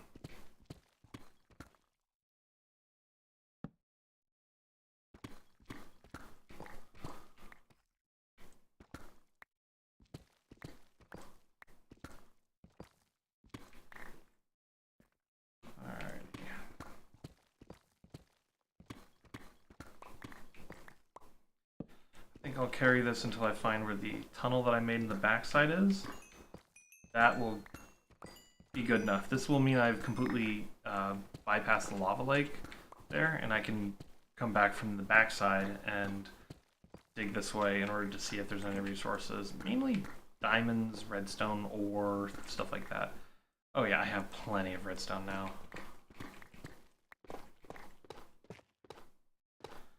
So, having the ores, having the various resources in their ore form allows me to decorate with them. So, which the reason I want the redstone ore is so I have a colored accent in the roof lines that I'm going to be making.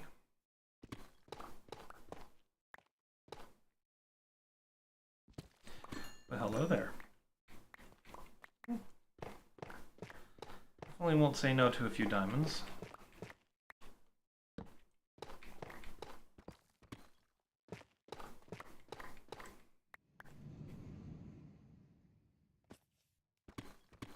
Weird cave noises. Ah, there we go. And this is the cave in the back that I made, which I'm very near the end of this thing. But I still need to go along this side and dig towards that lava lake, so.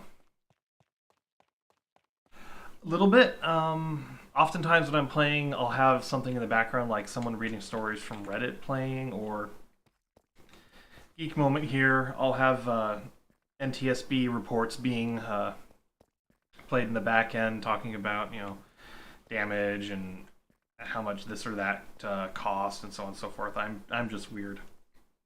I know I'm weird that way. Oh, but yeah, sometimes I'll have music in the background.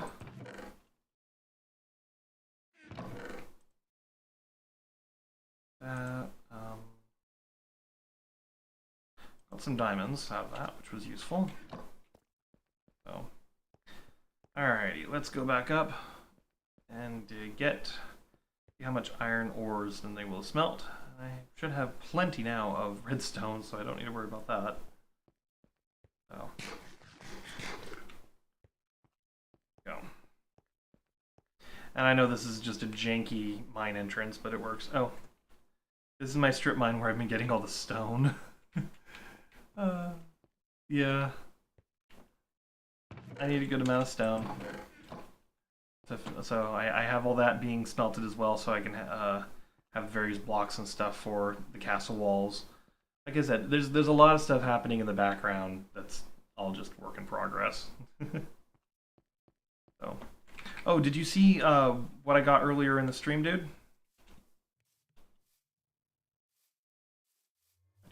Go this way. So, when I'd been in the Nether while off stream, I found a few things. I collected them this time. Ancient debris.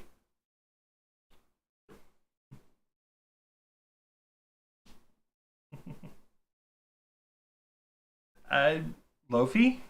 Lo-fi? I don't know. See, I have ancient debris now. So I'll be fully kitted out in netherite in probably another 2 months. Okay. Well, that's good enough there.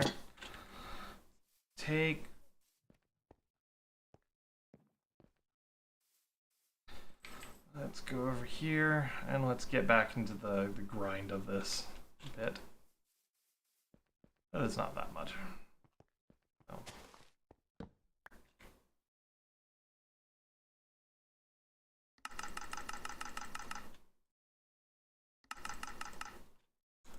Alright. I already got that one, so I mean, I think it's that.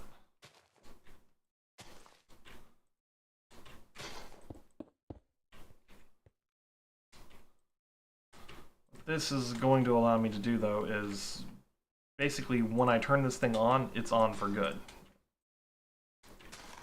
I can come back around and restock all this probably in a couple of weeks.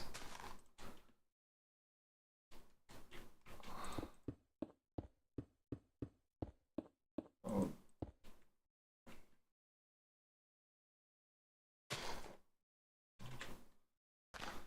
Let's do that.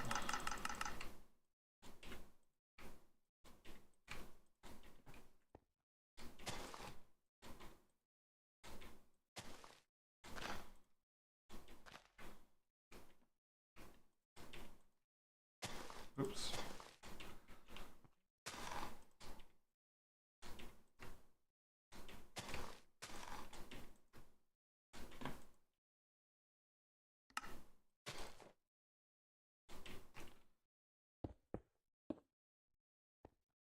Alright.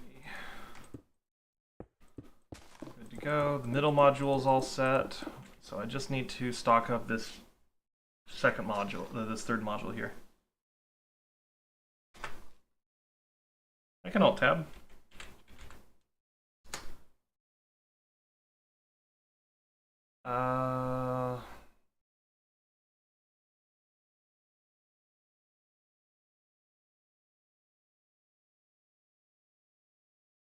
Oh, I usually have things like campfire noises and stuff playing in the background.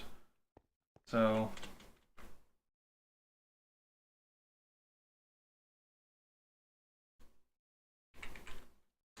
switching for UC. Oh, what comes up when I search for that is a Yu-Gi-Oh character. Huh. I'll have to try out some of this stuff. Thank you for the suggestion.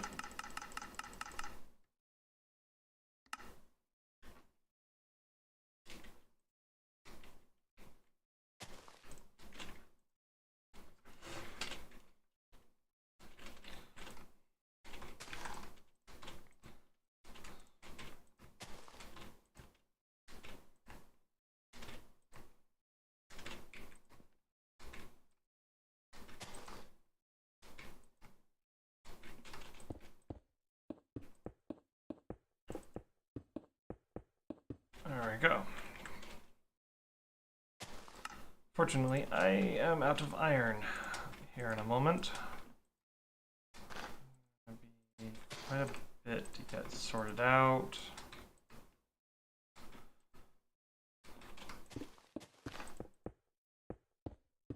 Okay. Yep, I need more iron. But we're getting there. Alright, well, while the rest of the iron that I'm going to need is smelting up, so I'm actually going to set up the space where the hopper clock is going to control all of this. So to do that, I need a space that is going to be roughly this wide and 2 blocks tall. I'm also going to need to make sure that it has space for the repeater that is going to be a necessary part of the signal amplification. So set that up there. So the repeater will boost the signal and the whole thing will be activated off of that one repeater getting a signal. So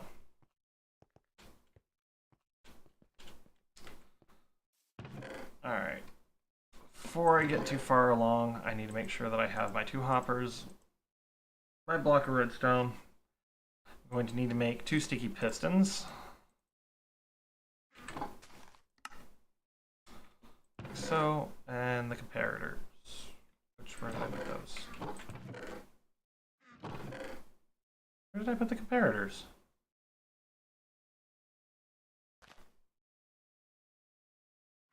Oh. Oh. Oops. Put it there. I should be able to get away with just having the one. So.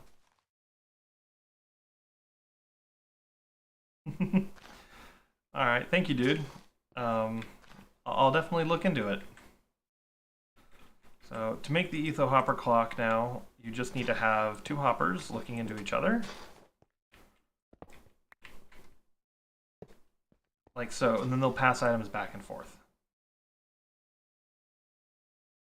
It'll appear out of that, and then you can use that to take a pulse from them. So I will need a little bit more space on this side, but that's okay. I wanted the cobblestone for this. Need to have the cobblestone. No, that's not right. Why don't I go look at the one that I built on top of the mob farm? Let's do something slightly smart for a second here, and so I can remember how the hopper clock works. I know, there's just going to be the one timer, and then it's going to fire everything all at once. So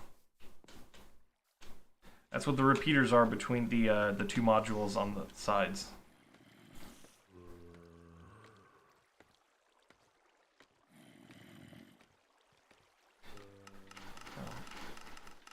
So, but it's just like what's happening here in this one. Okay.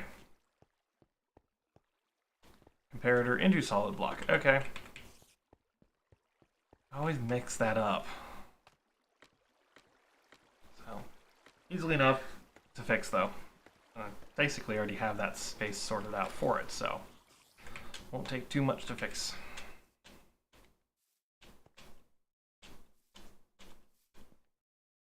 And the comparator is taking the output from the hopper clocks. I don't know if you're hearing that. We're having a bit of a thunderstorm here. It's been going on for a few hours now, so it's decent booms of lightning every so often.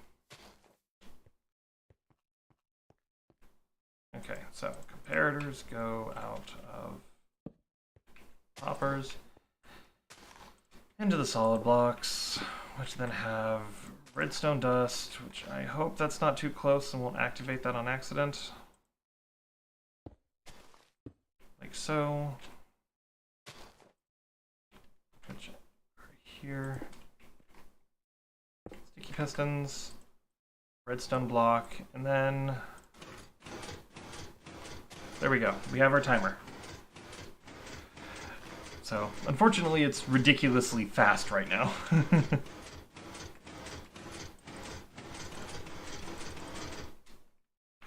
So, to load this one up, I'm going to need quite a bit. And then to connect it all, there's just going to be a piece of redstone dust that goes here. So, connect it, or to load that up and get the timing set up, I'm going to just put 5 stacks of stone in there. Doesn't need to be anything more fancy than that. Or 5 stacks of cobblestone.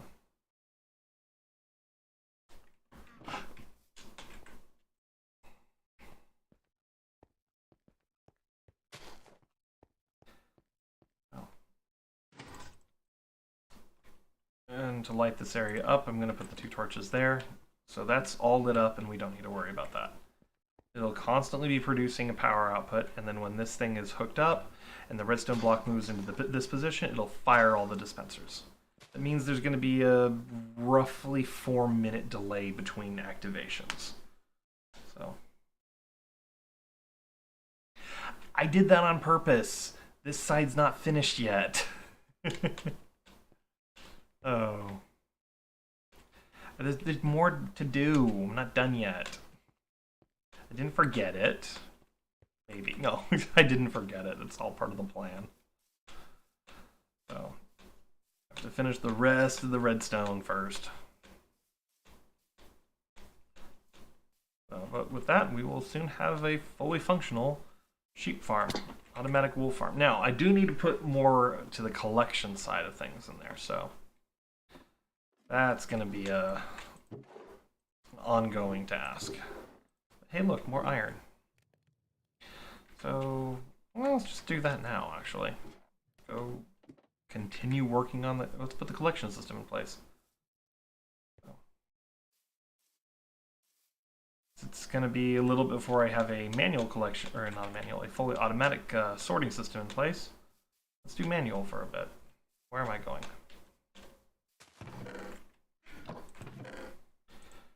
These need this. And that, please, and 1 hopper. Oh, there are 10 chests already in here. Okay, let's make a few hoppers. Let's do that. Okay. Now the collection system is all minecarts right now, and a few hoppers at the end, but basically it's going to be collecting everything down underneath here in that space where you can see the little bits of the scaffolding. So what we're going to do, go down to the base of the scaffolding and dig. So right now, see, there's some glass that's in there. So the system is working, it's just it's diverting it into one place, which isn't quite ideal at the moment. So I'm thinking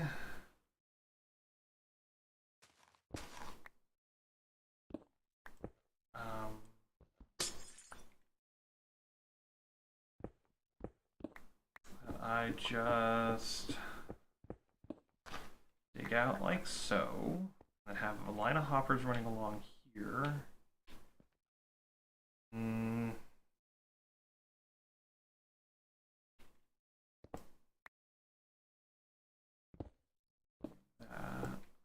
it along here like so, but that's okay. That's okay. So just do the chests along here. So yeah, that works. There's some gravel there I forgot about.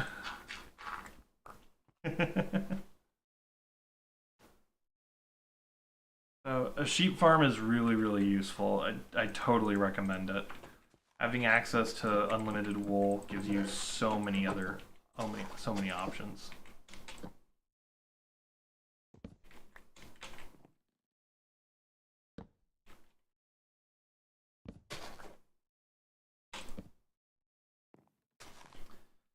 Okay.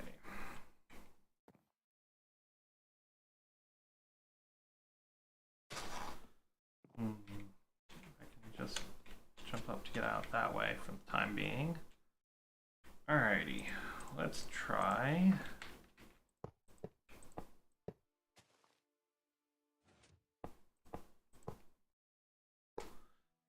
Okay, so the way this will work is it'll come in here and it'll immediately begin filling up this chest, and then this one, then this one, then this one, and that'll give me a decent buffer to work with. Start with. Hi, sheep. So there's that sorted out. I have an extra hopper. while I'm here, let's also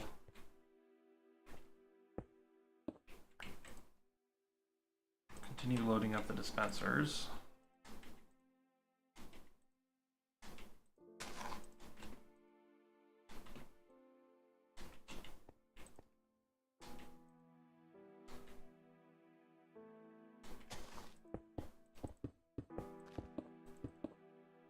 Okay. Then when that activates, it sends the pulse, and everything will be at high power. Oh, that's really cool. How did you design the furnace? This is almost done. Almost put the floor over this. I'm glad. Albeit, I'm a little tired because my energy's running low and it's been 2.5 hours I've been streaming, but hey, no complaints. I've got plenty of redstone dust. Let's go check on the iron.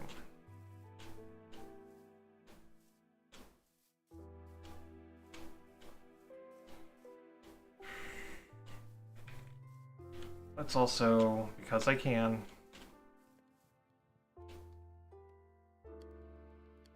try and get some quick XP from that, which that was a cool couple of levels. So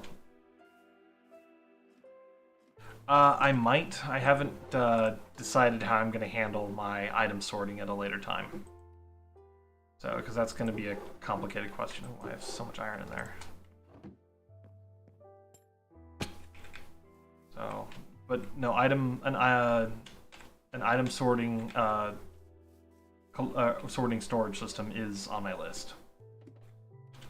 So, and I'll just, in that case, have the farms feed into it so I don't have to think about it. Everything's just all linked together and continuously flowing. So, but that's going to be a much bigger project for another time. So.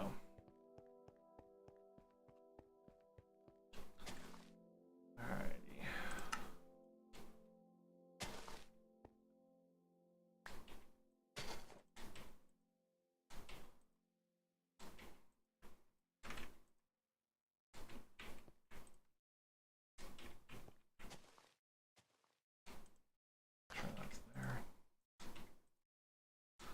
I grabbed a few iron blocks so I could just make sure I finish this off.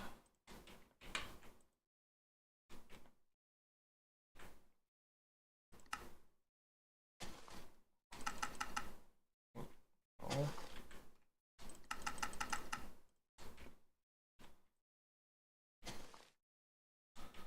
I'll have to come through once I have an iron farm sorted out just to go nuts and load all these up. That is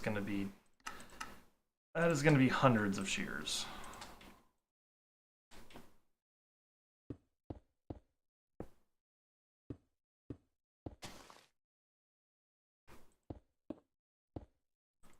But with that said, basically all this is ready now.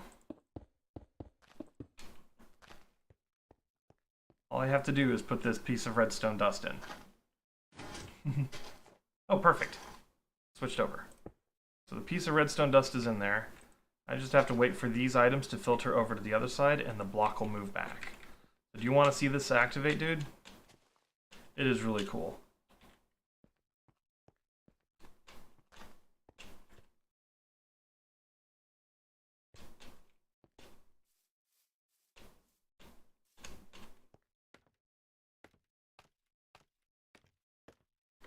Alright, there we go.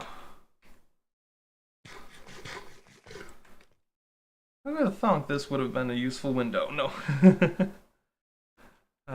Let's put that piece of glowstone right there so you can just step forward and look at the sheep. So in a couple minutes here, the whole thing is going to activate. All the sheep are going to get sheared at the same second. And it is really satisfying to watch. So.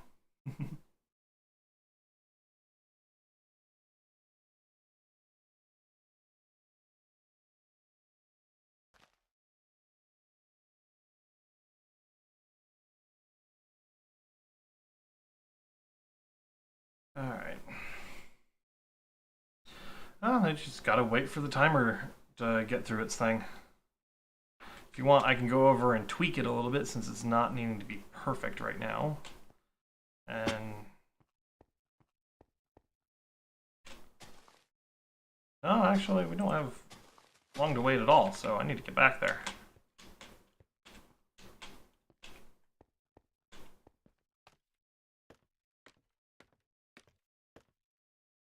Alright, here it goes. It's going to activate in about 20 seconds.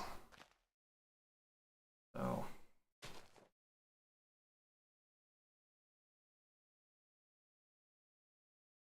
and the fact they're all going to be sheared at the same instant is actually the really cool part. So the repeaters will create... there we go! Create a small delay, but it's still almost completely instant for all of them. So I'm guessing the hopper on that side's a little full, but it should pick up those well before they have a chance to despawn. Okay, got the green. Okay, it picked them up. Okay. Now that I did that, I can't get any further down. Oops. Oh yeah. This is worth it. This is totally worth it. Okay, let's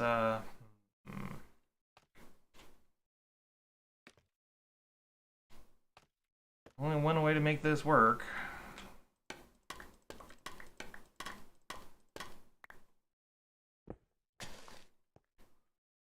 Still have a nice place to look at things, so. Okay.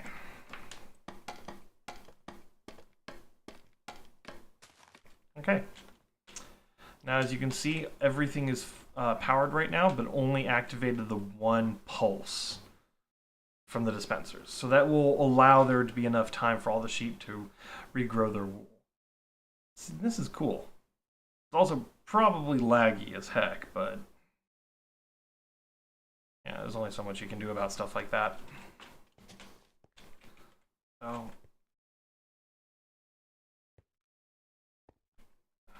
I know it looks like the sheep can get to this spot, but they can't. There's glass right there.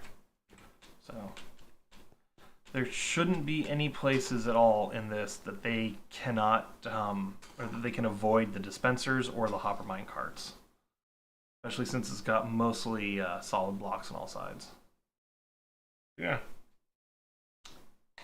And there we have it. That's my wool farm.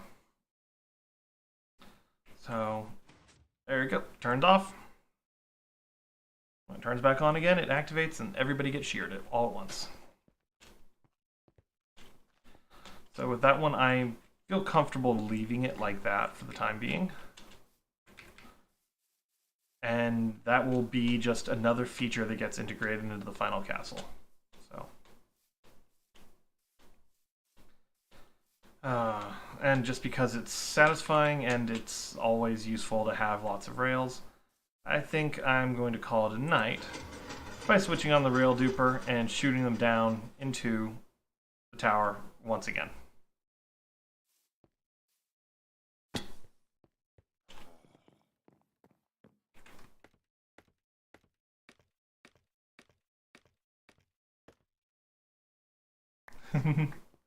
Oh yes, I could definitely make that, but... and here we go. So, yeah, this is going to be so cool to recreate. I was not anticipating it being so cool like this, but I definitely am going to recreate this. So, with that said, thank you everyone for tuning in. Thank you, Gabriel, for tuning in and chatting with me. That's my rail duper, dude. It's making basically infinite rails.